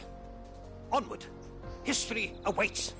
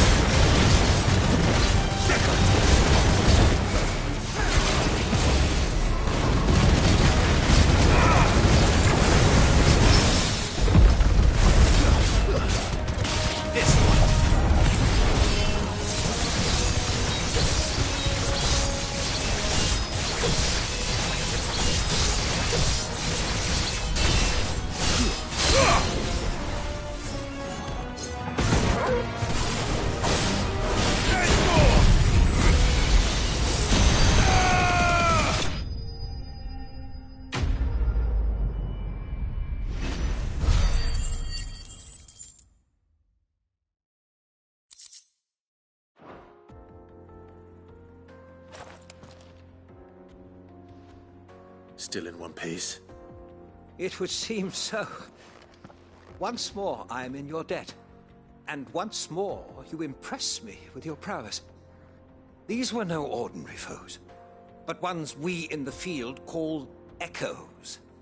Though Moss the Chronicler concurs with the legends in attributing the fall of Zemeckis to a wrath wrought upon mankind by the gods, he offers little in the way of explanation. Could the ruins we see before us here, in all their elaborate beauty, perhaps suggest an answer? Could the construction of such miraculous edifices have been considered an encroachment upon the province of the divine? Alas, all is mere speculation. But one day, perhaps, I will learn the truth. Not if you keep running headfirst into trouble. You are right, of course.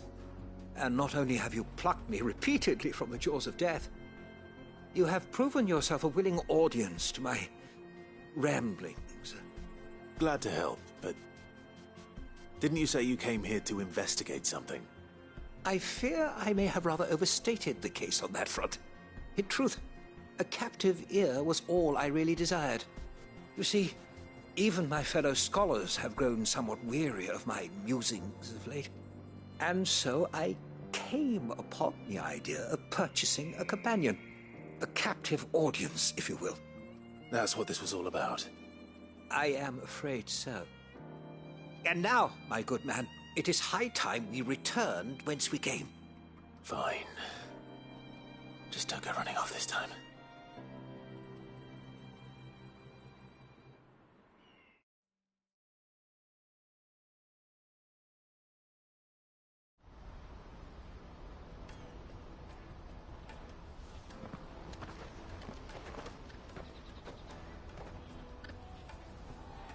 And so ends a delightful day. Here, your reward for humoring my selfish whims, plus a little extra for the trouble I have put you to.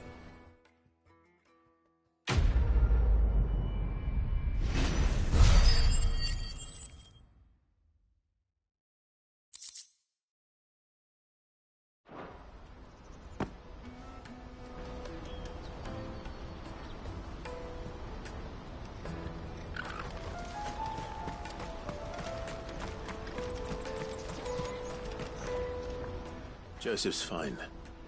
He'll be back once he's tied up a few loose ends. That's a weight off my shoulders.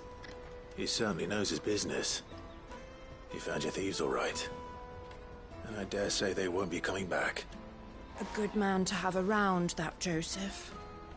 And if he says there'll be no more thieving, that's good enough for me. Thank you for putting my mind at ease. Here, for your troubles.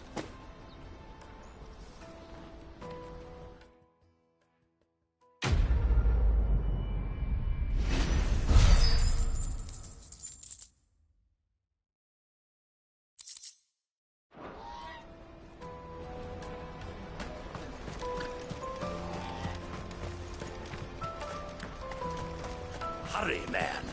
I must leave for the Dominion.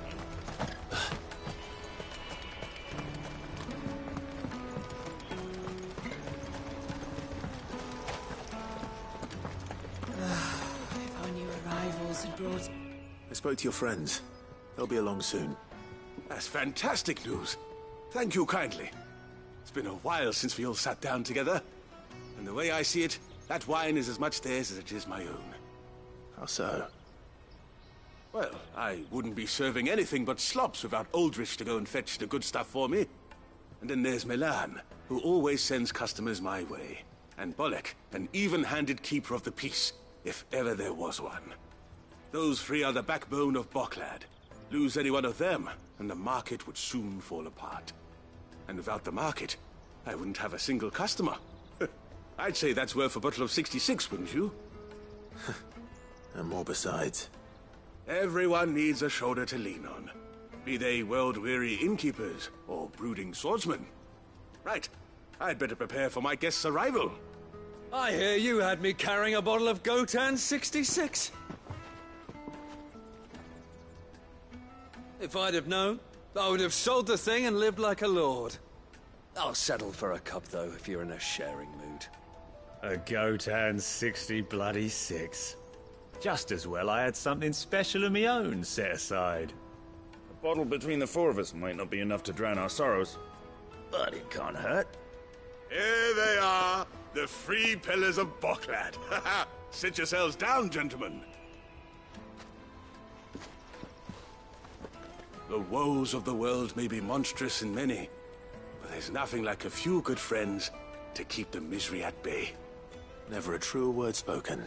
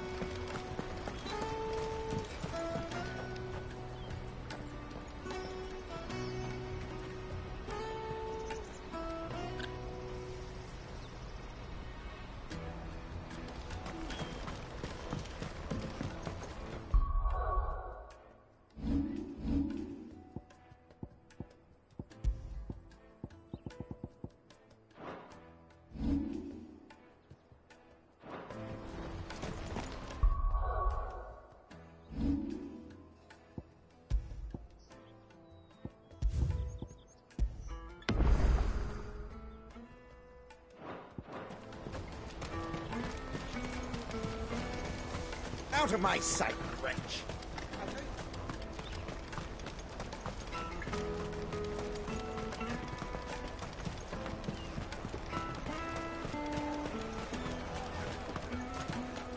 Juicy pears! Slake your thirst! What I really want to be. Here you are, good. Try not to lose it again. Me bass! You found it! Oh, thank you so much. Nan would have killed me if I'd come back without it. I'll have to say thanks to Elle and Theo, too. So should you, Honza. You and your friends don't have to steal anymore. If anyone threatens you again, you know who to turn to. We do. And we already have. Miss Earl's given us a job shifting the chocobo shit out the stables. It's hard work, and the pay isn't half what we got from the Stones. But if we stick at it, we'll keep ourselves fit. You stick at it, then. And Goots, I'm sorry for stealing your pass. That's all right. I've got it back now. And all's well that ends well, eh? You said you're trained to be a blacksmith, right? Well, I'm gonna be your first customer. I'm gonna save up all my gil and get you to make me a massive sword. I'll do me best. Till then, eh?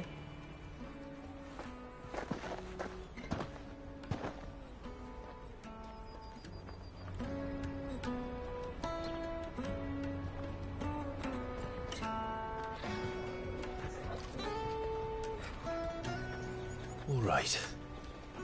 We have a place on the wagon.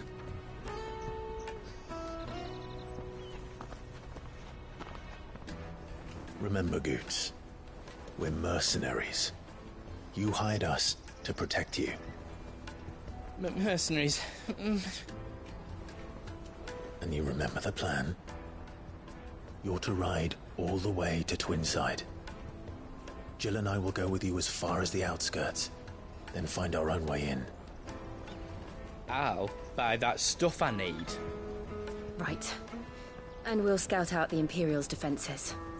There's a square with a big bell tower right in the middle of town. If you get lost, or out goes wrong, we can meet up there. All right. Let's go.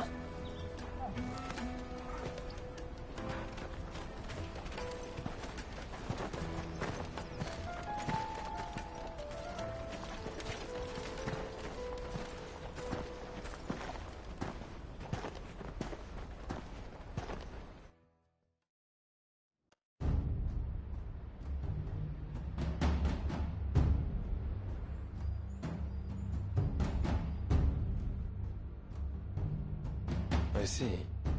And you're quite certain your father has no knowledge of Ultima? I am.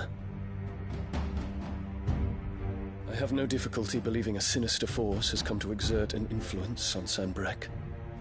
But be that as it may, it is yet to claim my father. For better or worse, his radiance speaks his own mind. Then the fiend works from the shadows. I confess, when first you told me of this fiend, I had my doubts, and more than a few at that. A beast that labors to plunge Valisthea into turmoil, all in pursuit of your brother. But that wound is proof enough that evil is afoot. Then I have your answer, Your Highness. You will join me in my fight. I cannot. Not yet. Your Highness, please. As you are aware, the Dhalmekian army is at our gates. They have lost their mother crystal, and with it all hope of a negotiated withdrawal. It is but a matter of time before they invade. If Bahamut is not here to meet them, my people will be slaughtered. Though not by Hugo Kupka, thanks to Ultima's machinations. I know the fate of your people weighs heavy on your conscience, but if we do not put an end to Ultima's plans, they shall face a far darker fate. The chaos he would wreak would sweep all of Valisthea into the abyss. The lives of every man, woman, and child in the Twins are at stake. I believe what you say, Phoenix. But I have duties of my own, and I must discharge them. Come what may.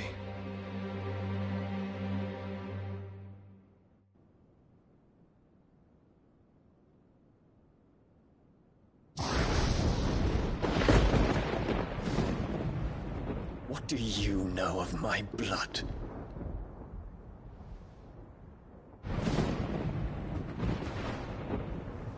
I know that it is wholly unworthy of the highest offices of state, which rightly belong to those of purer breeding. Alas. Your bloodline runs through the Oriflamme gutter, from a whore who weighed her child's worth in Gil. Have you threatened my father? Of course not. I merely whispered in his ear that his mongrel son is plotting a rebellion. What? Sylvester listens to the words of his astrologers. And they have ears too. You have been feeding them your lies! Should you remain loyal to Emperor Olivier, his radiance may yet crown your head with laurel, and not with tar. Fork-tongued witch!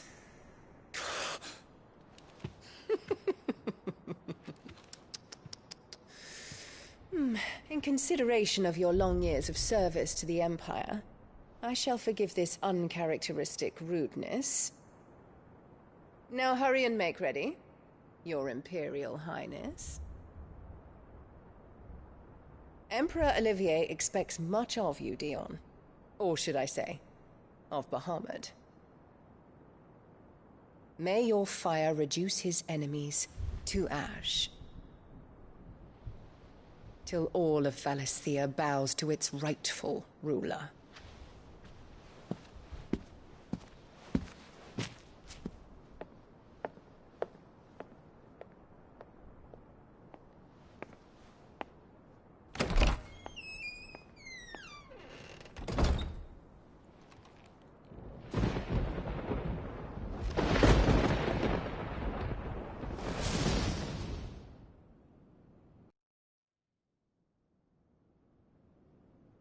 There is another darkness that has taken hold of Sanbreque. And until its grip is released, the flames of war shall spread ever wider, just as Ultima wishes. Forgive me. My family has caused you much grief. You are not her keeper, Phoenix. This is a matter for the Imperial household now, and as a member of that household, it falls to me to resolve it. At such time as that is done, what strength I have shall be yours.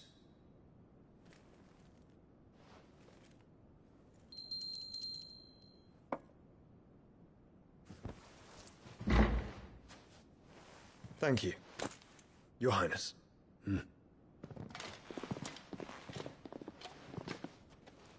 Let us take to the skies together, and bring a new dawn to Valisthea. I should like nothing more.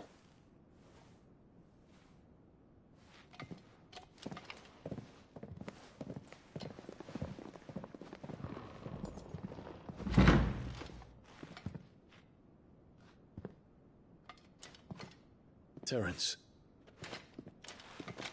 My prince. Tell me true. Do you believe what I'm about to do is wrong? We dragoons have but one leader, Your Highness. And we shall follow him unto the very end. Thank you. And this is my decree. For their crimes against the crown, the traitorous Annabella and her usurping son shall be put to death, and the Empire restored.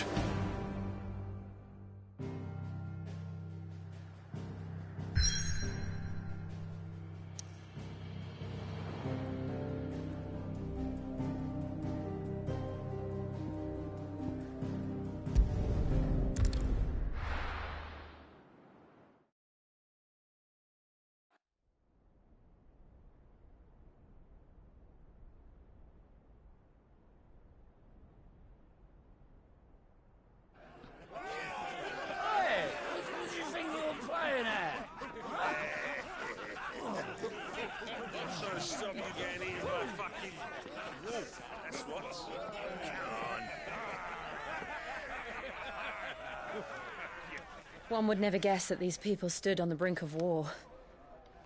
And they're afraid. They turn to drink to forget their fears. Anything you want to forget?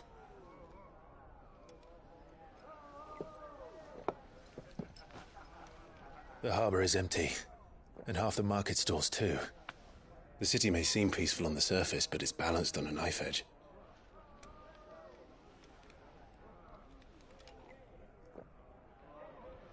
Were we to give it a nudge, it might be just the distraction we need to reach the Mother Crystal. I thought you might say that. We should send for Gav. We'll need someone to keep the fires we start from going out.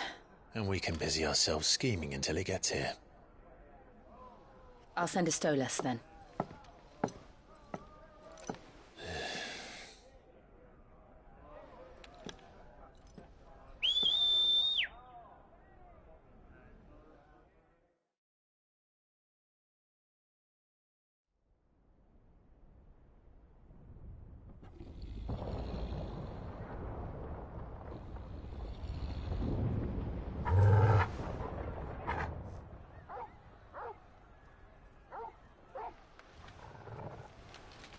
What is it, boy?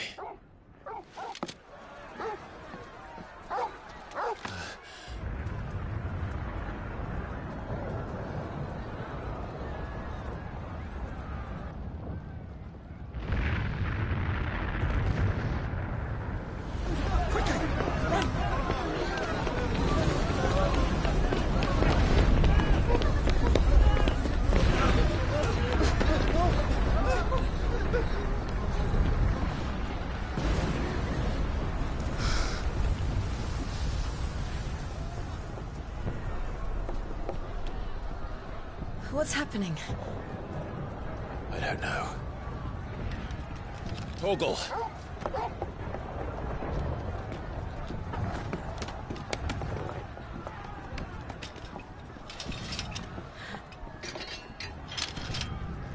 This way.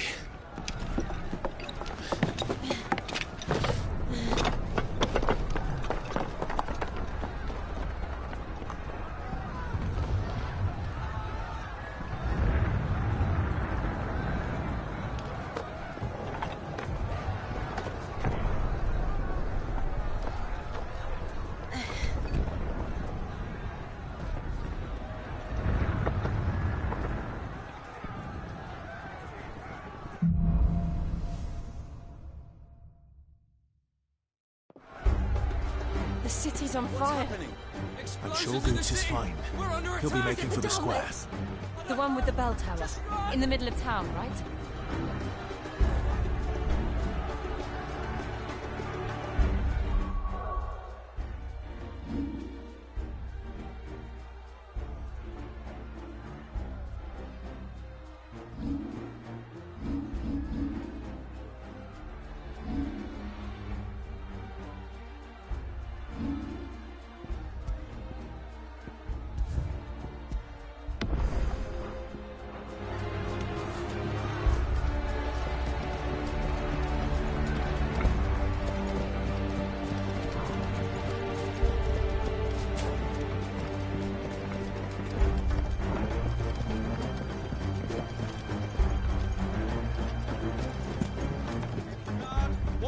Sentry is to be slain on sight. But spare the citizenry.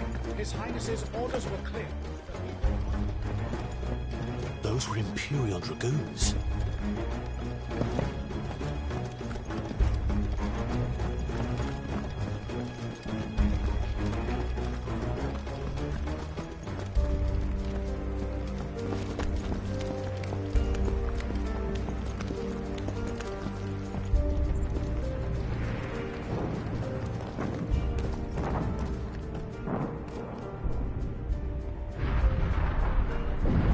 What in the hell is going on? Let's go and see. Right.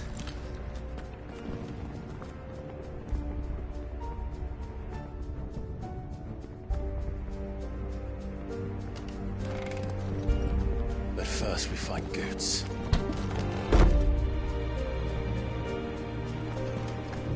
Just hope he's all right.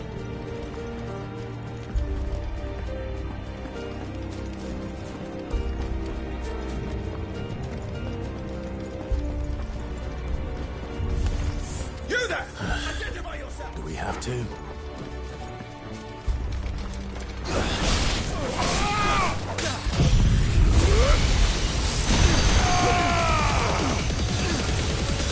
It's over!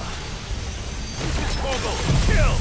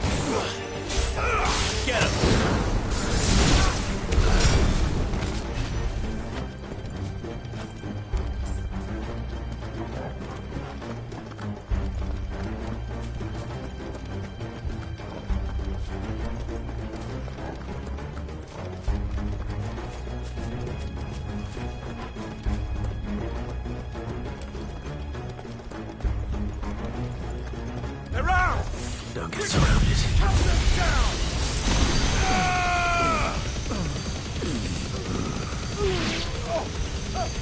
All yours, Torgal.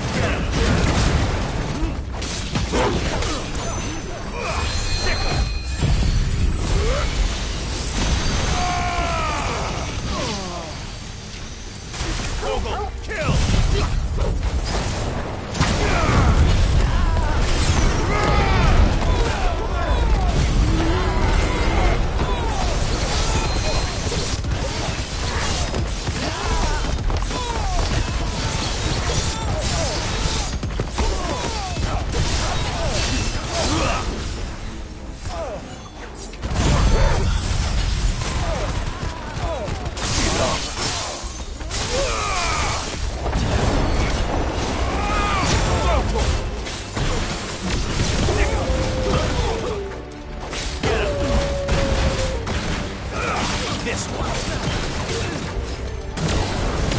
Over here.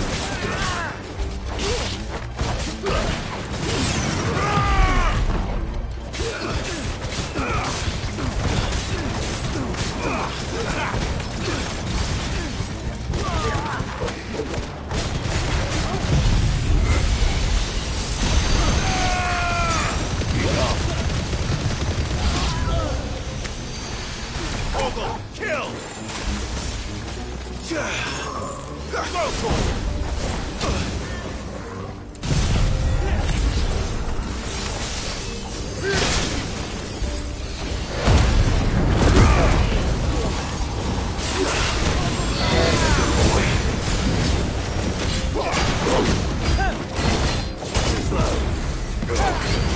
I needed that.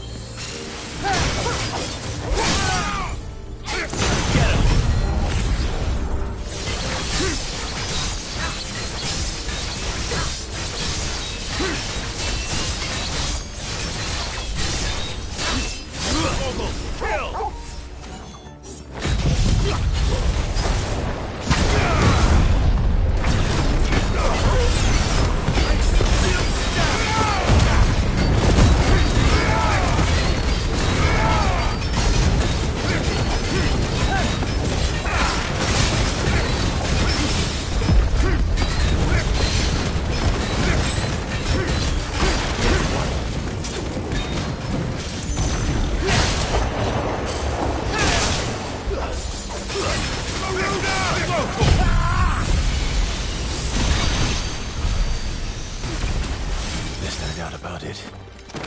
They're dragoons. What is this then? A civil war?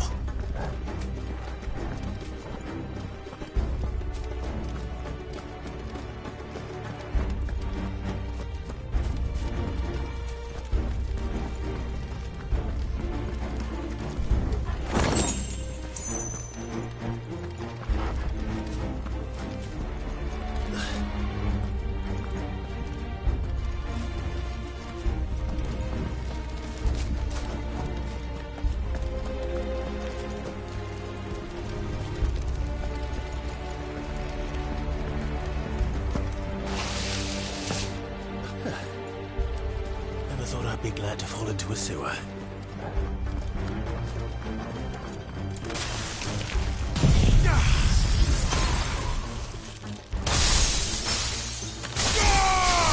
All yours, Torgal!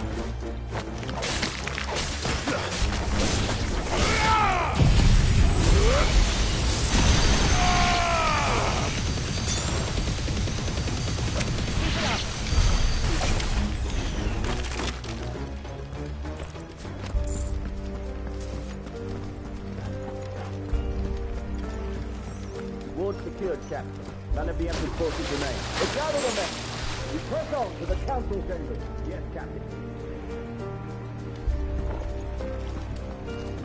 What of the men and women in the market district? The evacuation is complete. Then all that remains is throne pretender. There it is. The bell tower. Right. Let's go.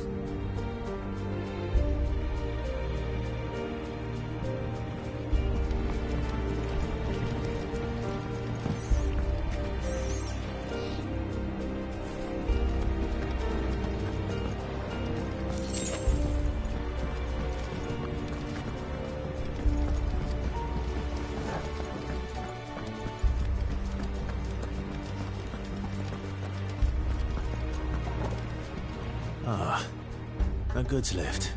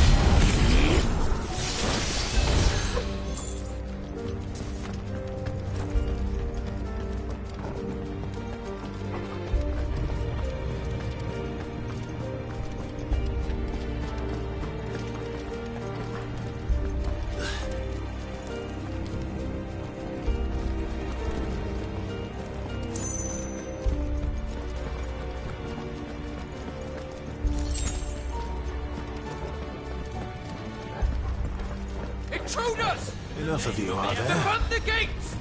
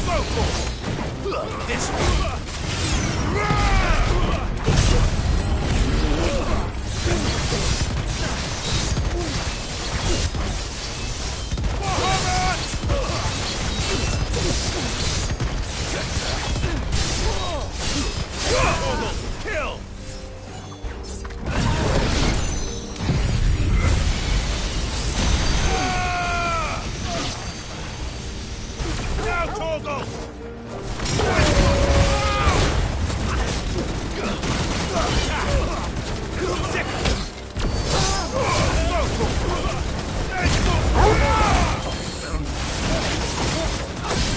This one. Get him. Go, Torgal.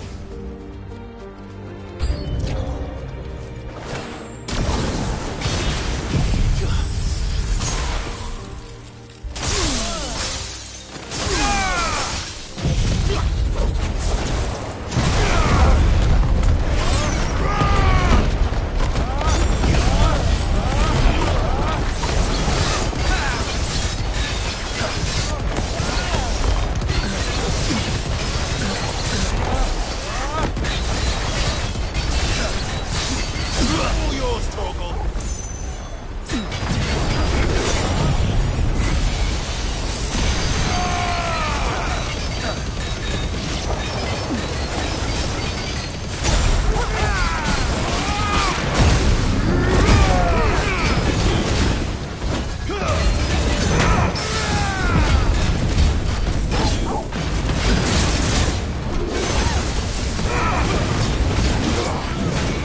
Attack! Too slow.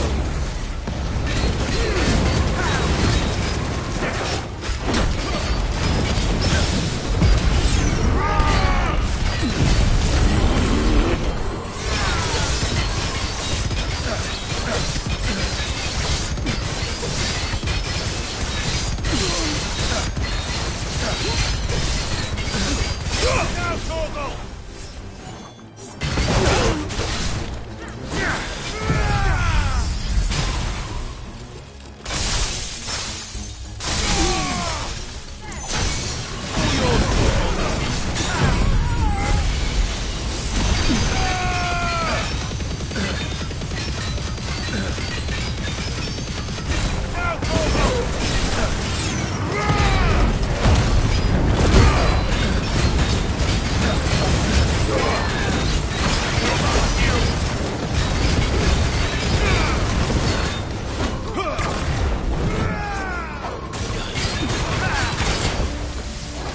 Too slow. Too slow. Nice try.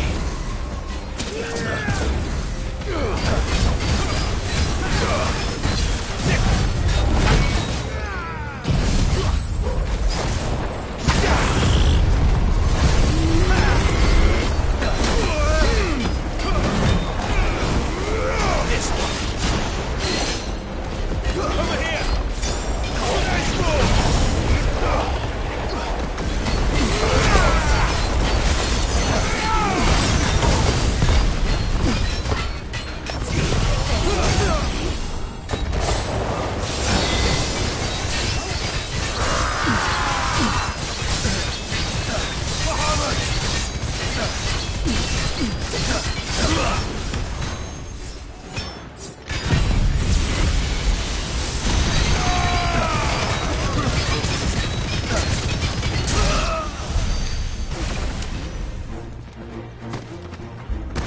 That's better.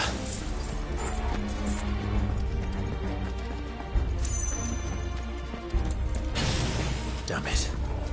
We'll have to find a way around.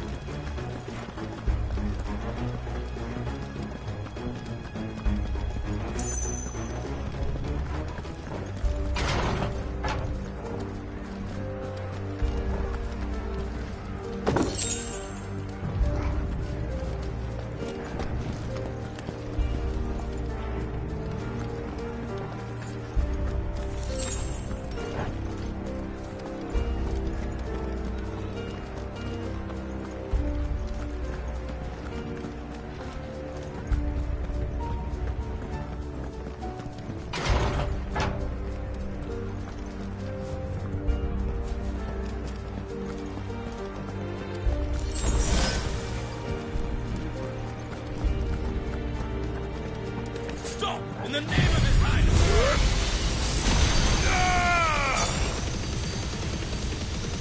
You're finished! Torgal, kill!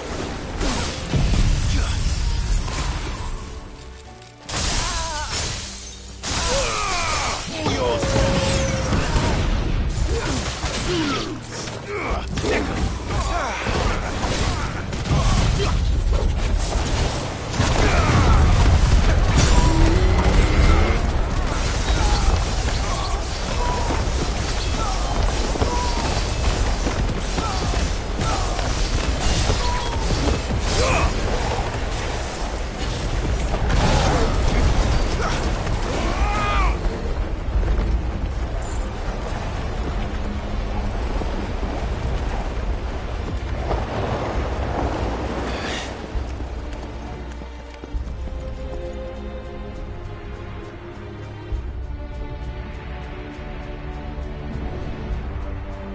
Hold on, kids. We're coming.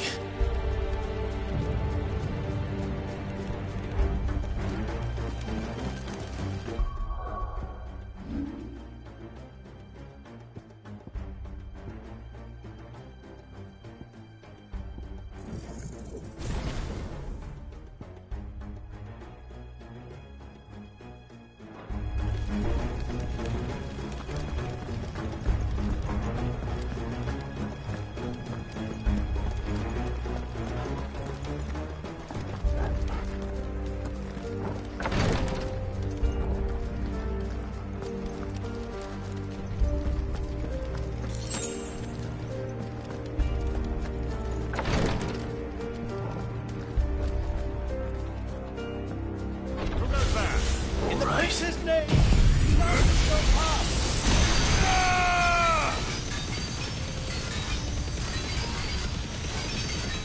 Now, Torgal!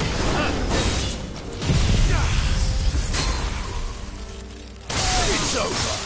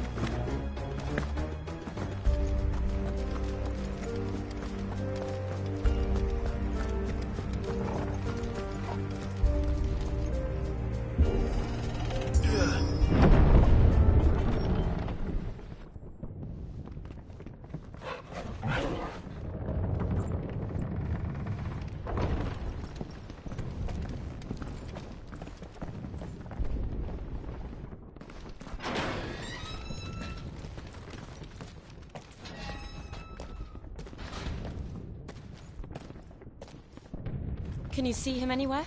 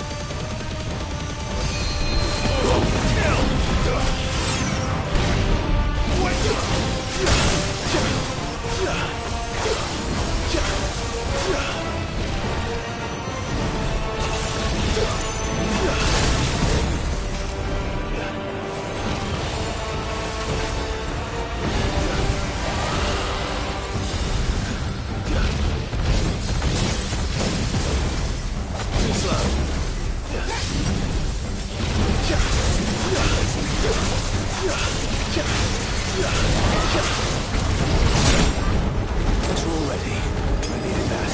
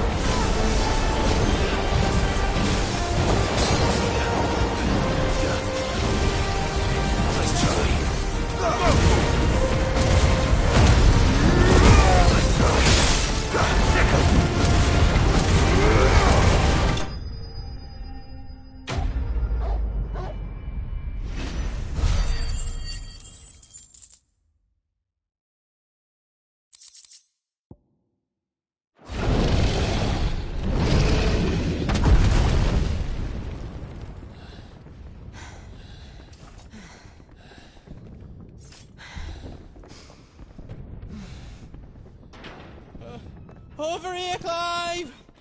Are you alright? Goods, there you are. I didn't know there'd be a dragon. All right, let's get out of here. Oh! What now? Is that Mother Crystal's heart? What the hell is it doing up there?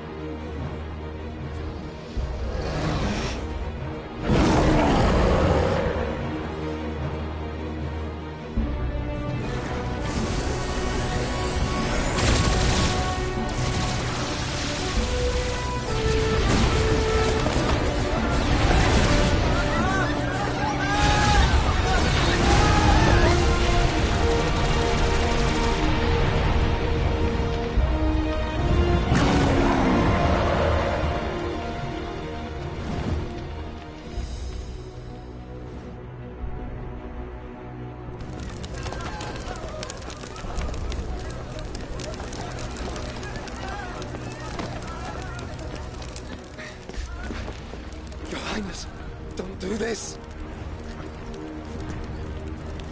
We must leave. Now, Your Grace. I beg of you. This is not what he wanted. Something's happened. Forgive me, Yod. But I must put a stop to this. Your Grace!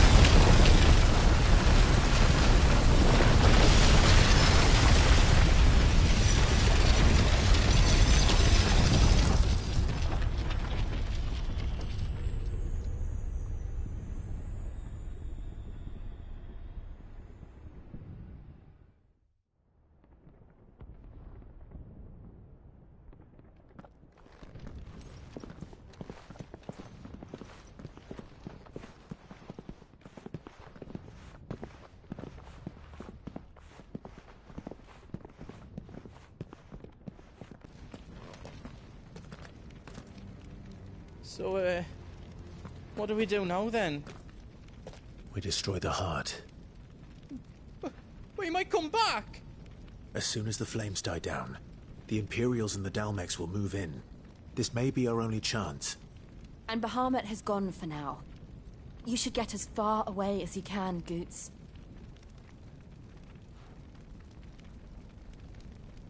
What? And leave you lot in the lurch?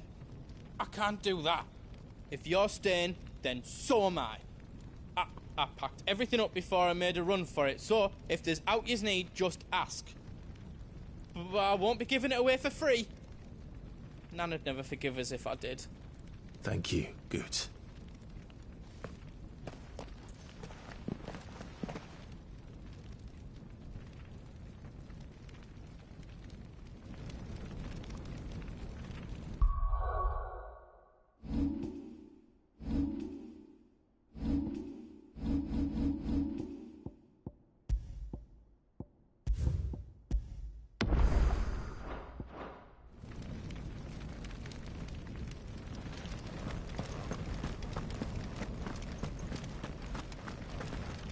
Just let me get me stuff out.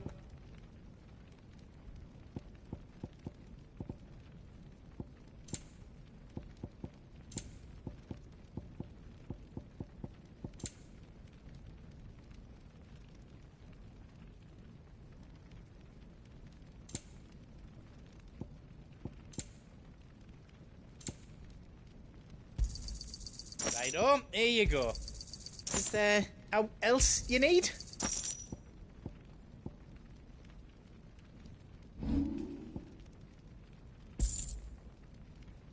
How else I can do for you?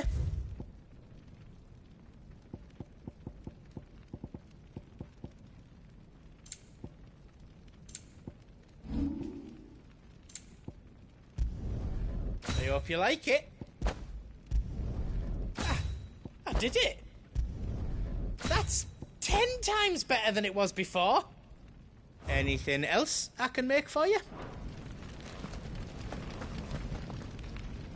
You be brave now, boy.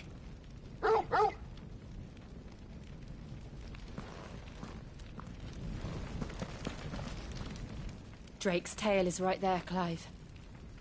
It's time to free Storm from the Crystal's curse.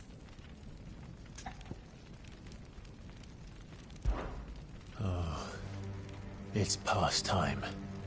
But remember, Bahamut is still out there. And I dare say we'll be seeing him again before the night is done.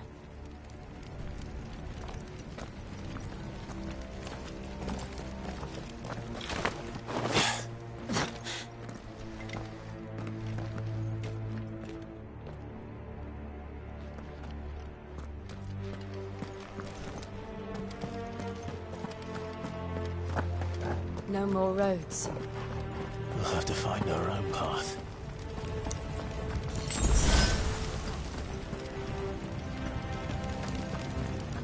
Do you feel that, Clive? Ether.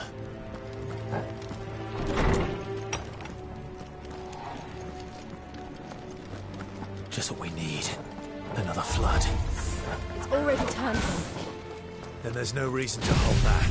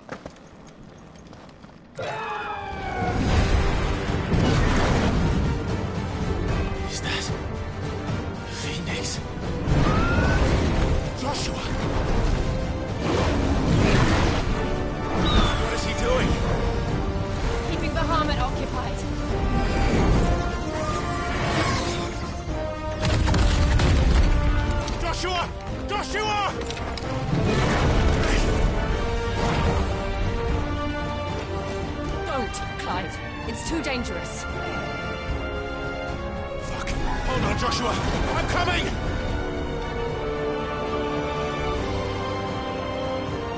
have to save him. And we will. We just need to keep moving.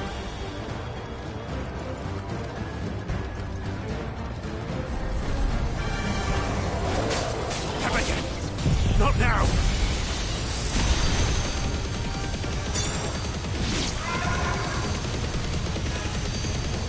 All yours, Torgal.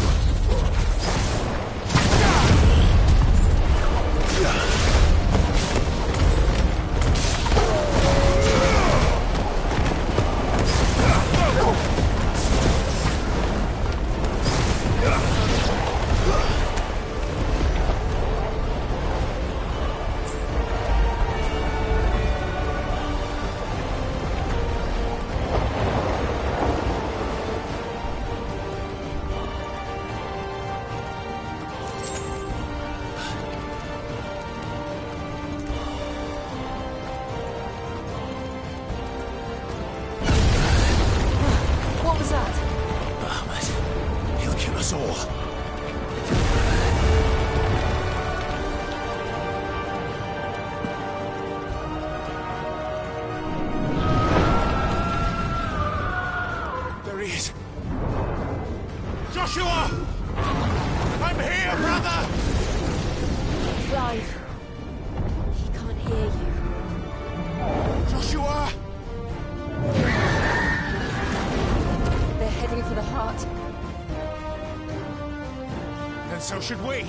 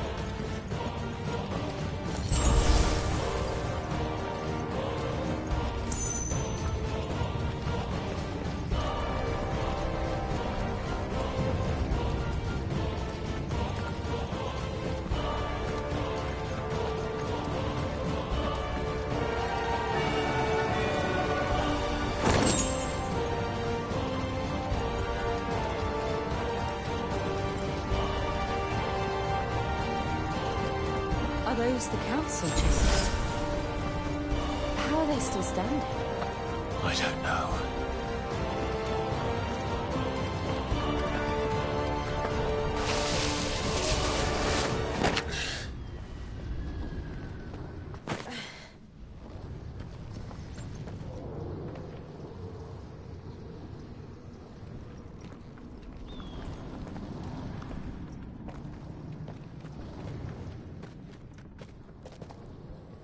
He'll be all right, Clive. He's a survivor. We're getting close.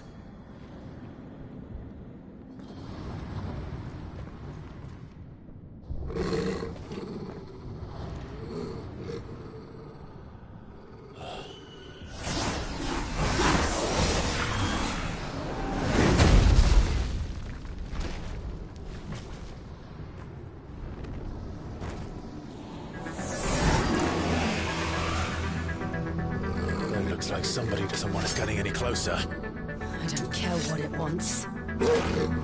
Neither do I.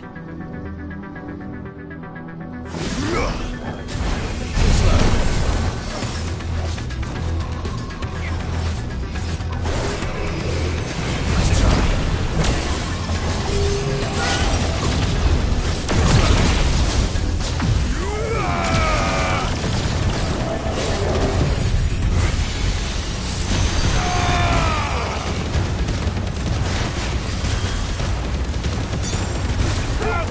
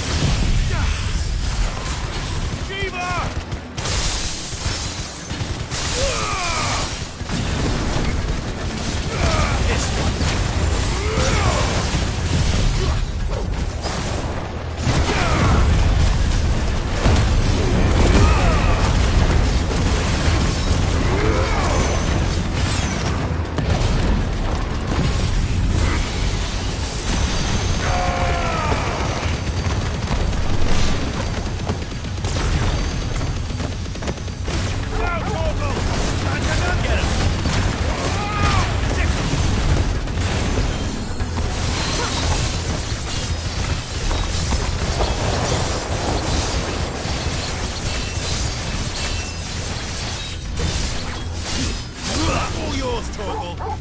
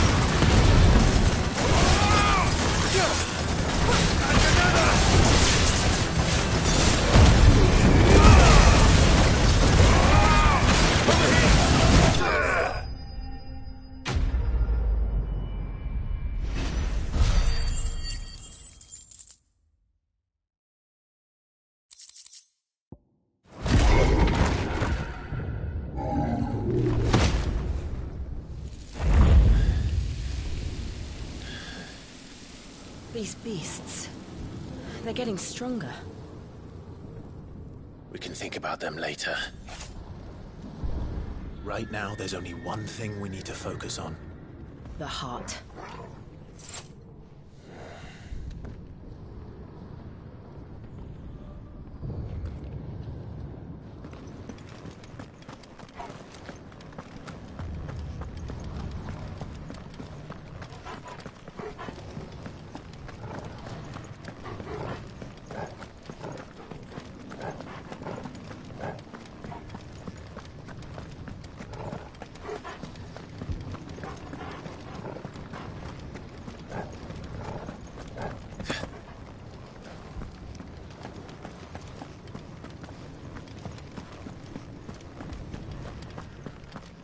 We might be able to get up through the building.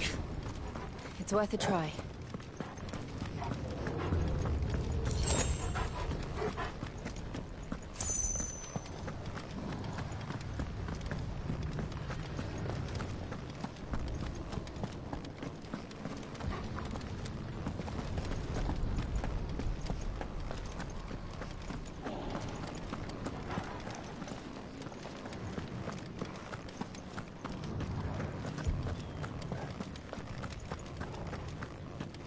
Quiet.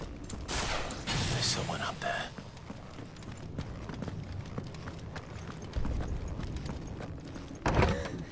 Is someone there? Mother.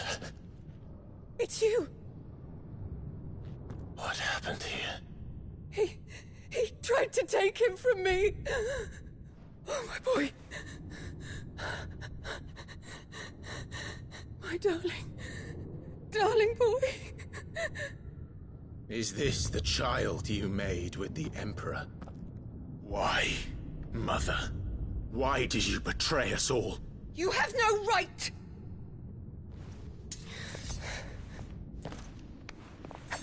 Answer him. We took you in, savage. Show some respect for those who raised you.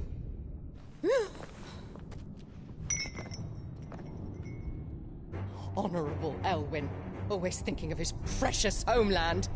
But what worth is a homeland in a world beset by the Blight?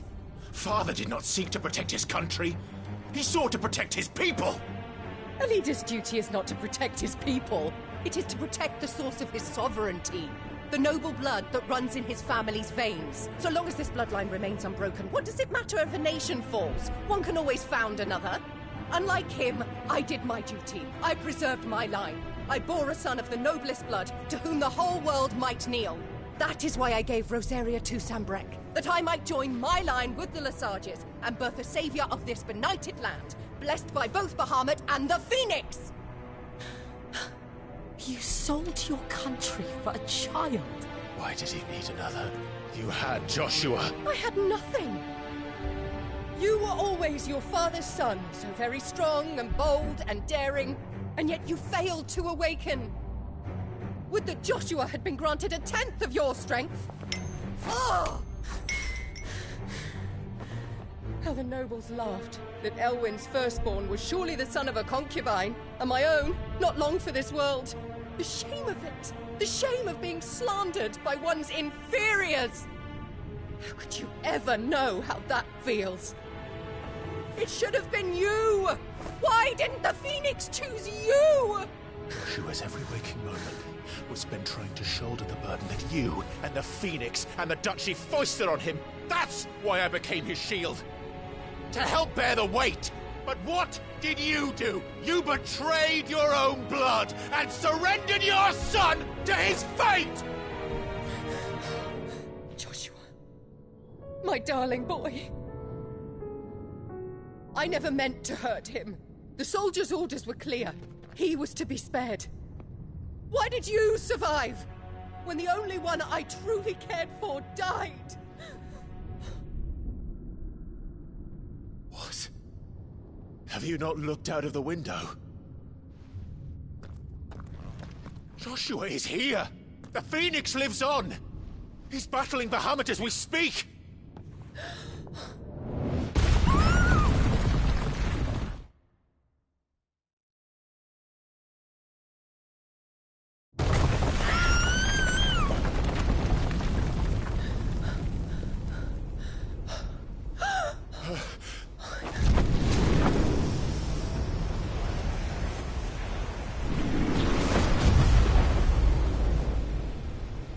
Joshua!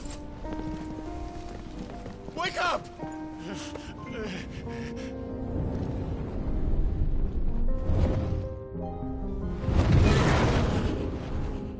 I am a shield of Rosaria.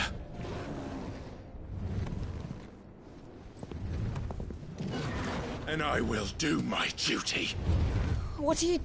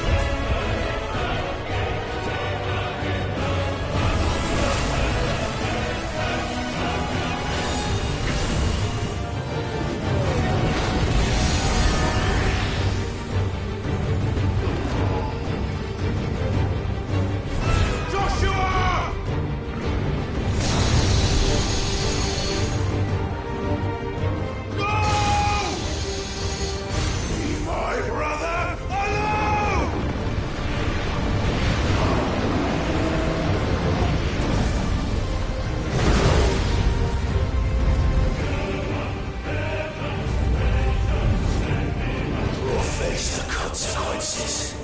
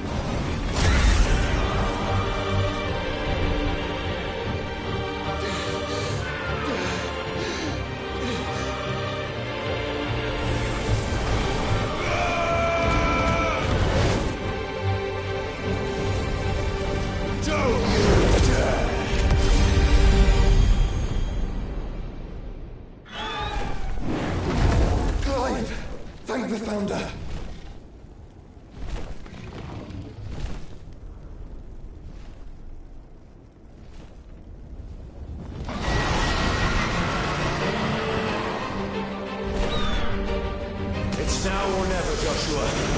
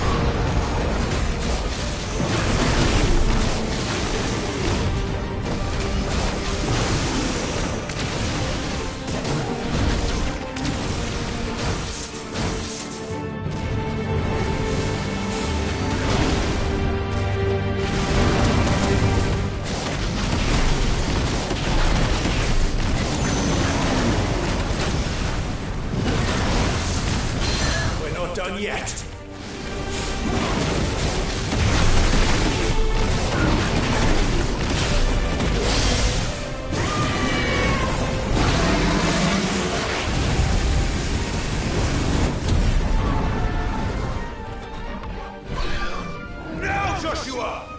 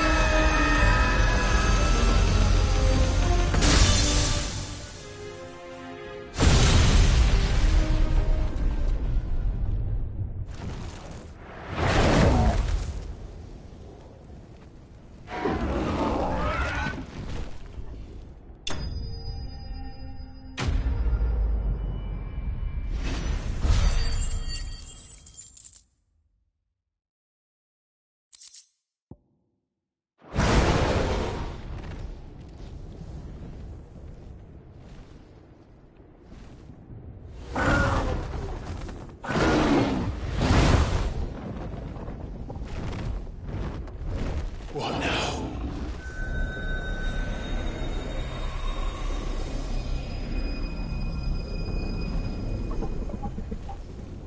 This is drinking the ether. We have to stop him.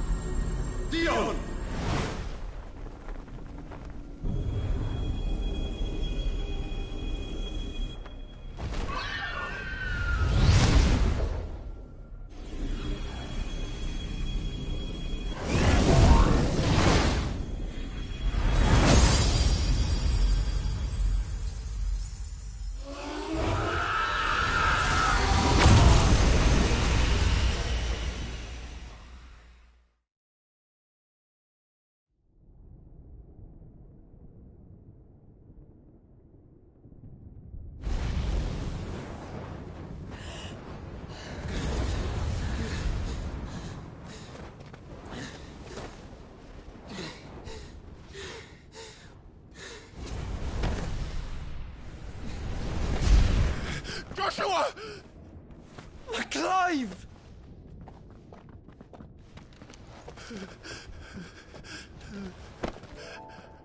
My brother. I'm sorry. I'm so sorry. You're alive. We both are. Nothing else matters.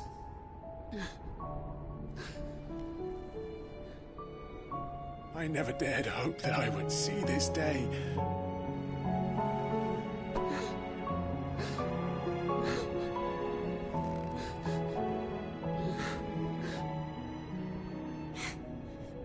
Reunited at last.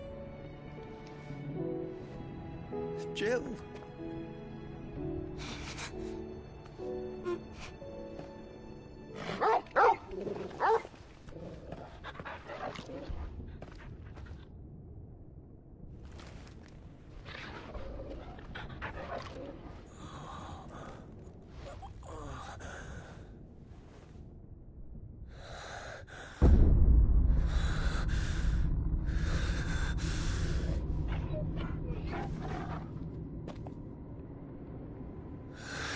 This is for my father!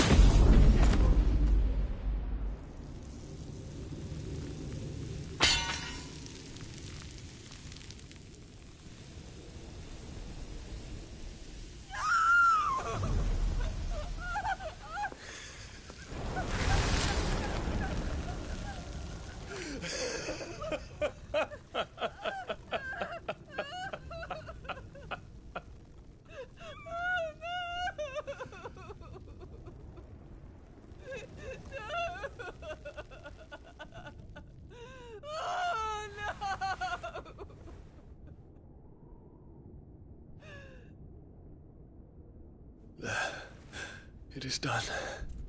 The demon that would tear our house apart is no more. Father.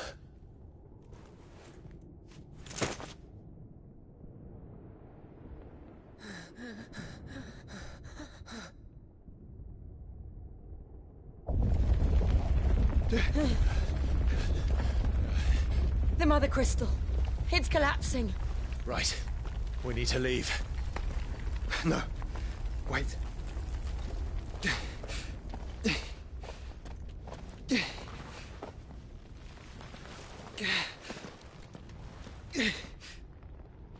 I owe him a debt. Fine.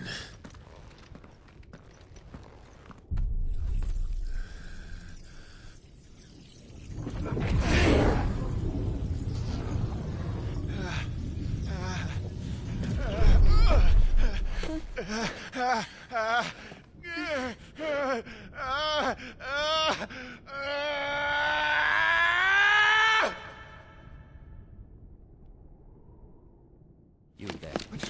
What section? Little as usual. Don't reinforce the walls. Situation. Report, Captain. It could be supplies of spray. Can nothing be done to call them off? I regret not, Your Radiance. The Dragoons answer to none but His Imperial Highness. The Council is powerless to intervene. We're hearing reports of rebel Madness is this, Theon. throughout the neighboring districts. Focus all efforts on extinguishing the fires around the capital.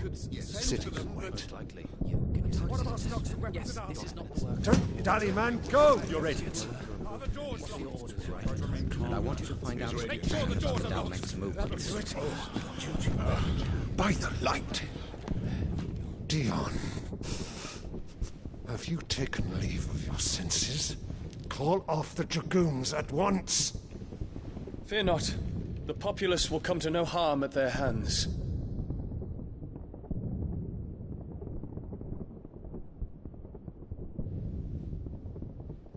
I am here to save you, Father. Save me? A creeping darkness hides in the heart of Sanbreque. It stems from your wife, the traitorous Annabella.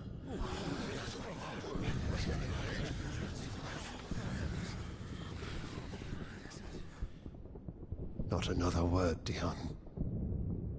Father, though you may not see it, The darkness has taken hold of you. It has made you forget yourself.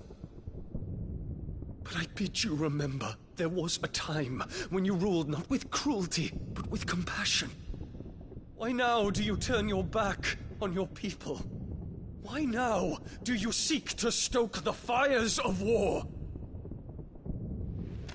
You too have borne witness to this change, Your Eminences. And you know, as well as I, who is responsible for it. A puppet now sits upon the throne, but cut his strings, and the master loses the power! What? Dion, you bear steel before your emperor? Guards! Take him!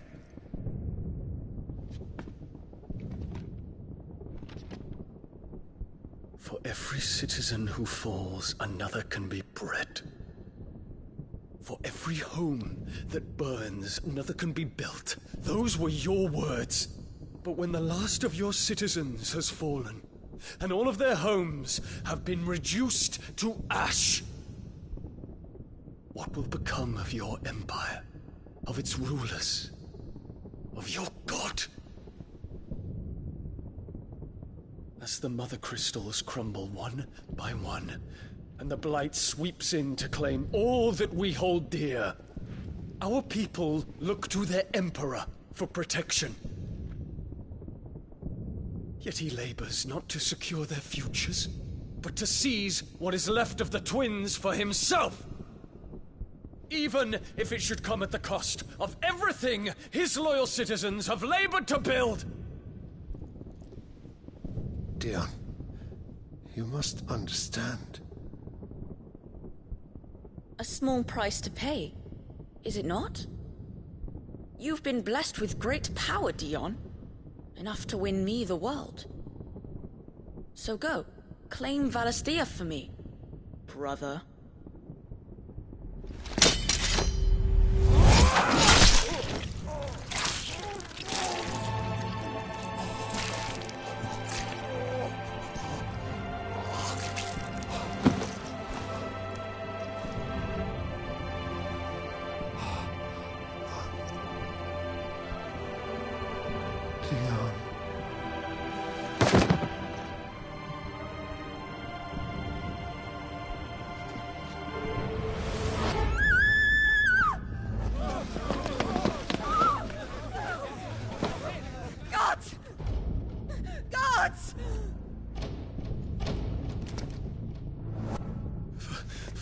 Poor father. How he doted on his children. That he would die to protect me was plain. It was but a matter of when.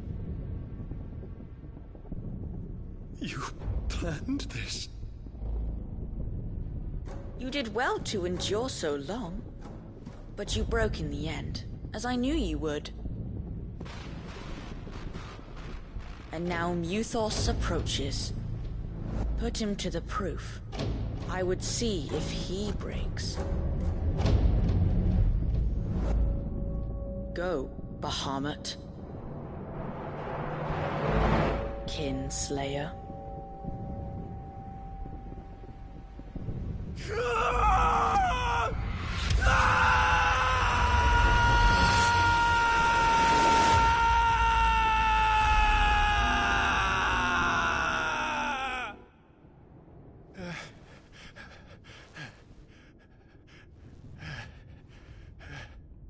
Not again. Brother? It's a long story.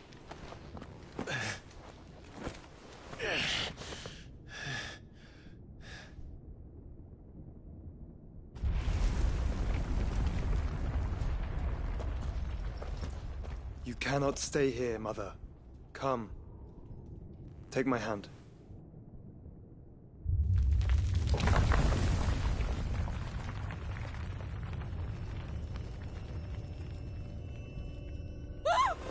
Get away from me!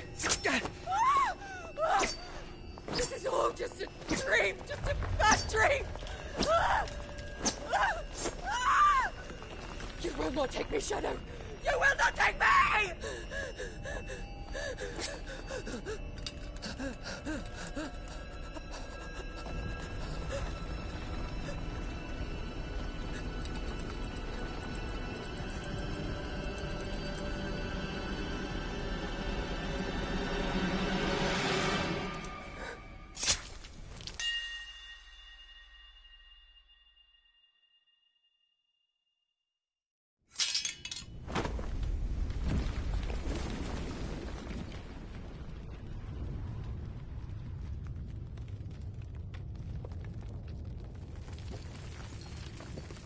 Mother.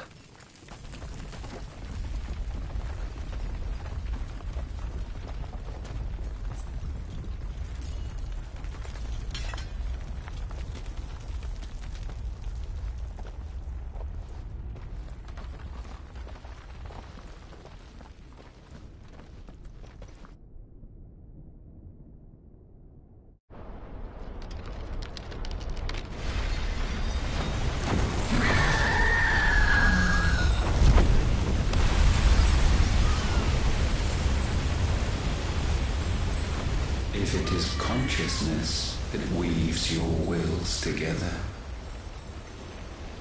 consciousness that blurs the boundary between your own will and that of others, then we shall set you apart once more. The ties that bind you shall be severed, and humanity return to its proper place.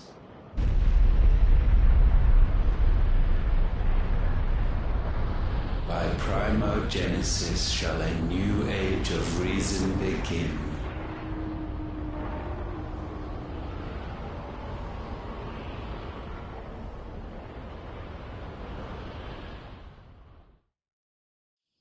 Relax, Your Majesty.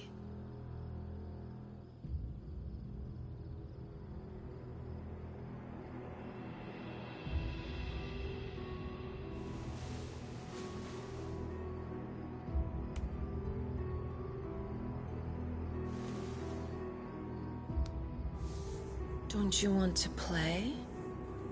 It's been a long time. If that is your wish. Men, you are as meek as all the others.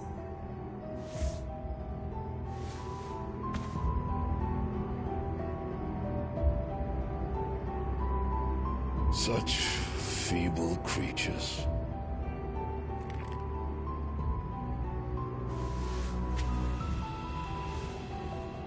Gifted the power of icons, yet slaves to fickle emotions which usher you to your doom. And so you bind your fragile wills with strands of consciousness. The wretched handiwork of a wretched people. The Sons of Fire were united at last, and for but a moment, their flame burned bright. Soon, Muthos shall become our perfect vessel. And then shall the world be remade. Not before the bonds are severed, of trust, of respect, of love. Only when every strand of consciousness is cut away, may Muthos return to our side. By primogenesis shall all be undone. Mankind shall be rid of his wretchedness, and Muthos of his will. But while he yet clings to it, he has the power to forge bonds anew, and so we bid you. Find Muthos, and sever every one. To destroy that which has no physical form. You ask the impossible. There is nothing your black blade cannot cut, Odin. We shall unite with Muthos, and bring forth a new world. So long as our vessel remains unclaimed by humanity. It shall be done, Master. My will is yours.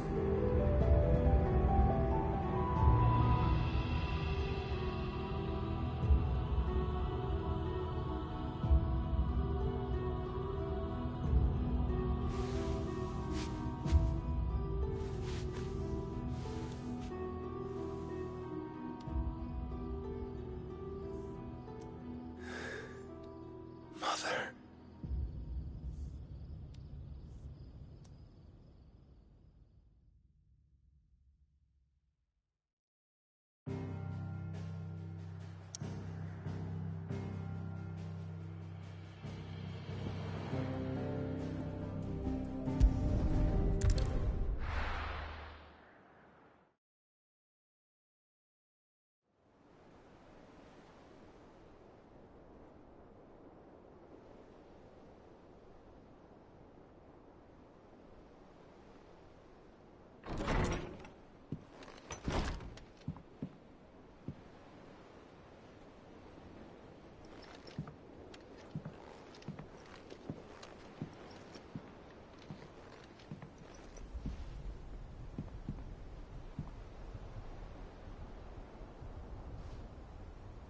How is your brother?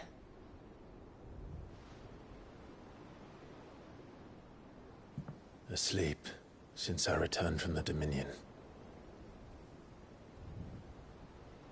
Taya says he should be back on his feet soon enough. For a while, at least. She discovered something on his chest. A swelling, circled in stone.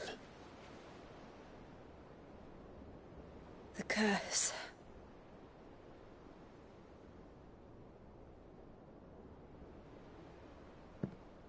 For every mountain we climb, another rises up to greet us, doesn't it?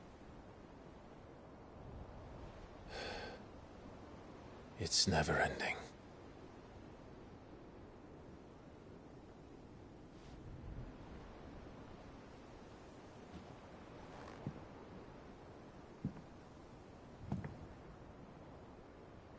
Even the sky seems to have grown tired of it all.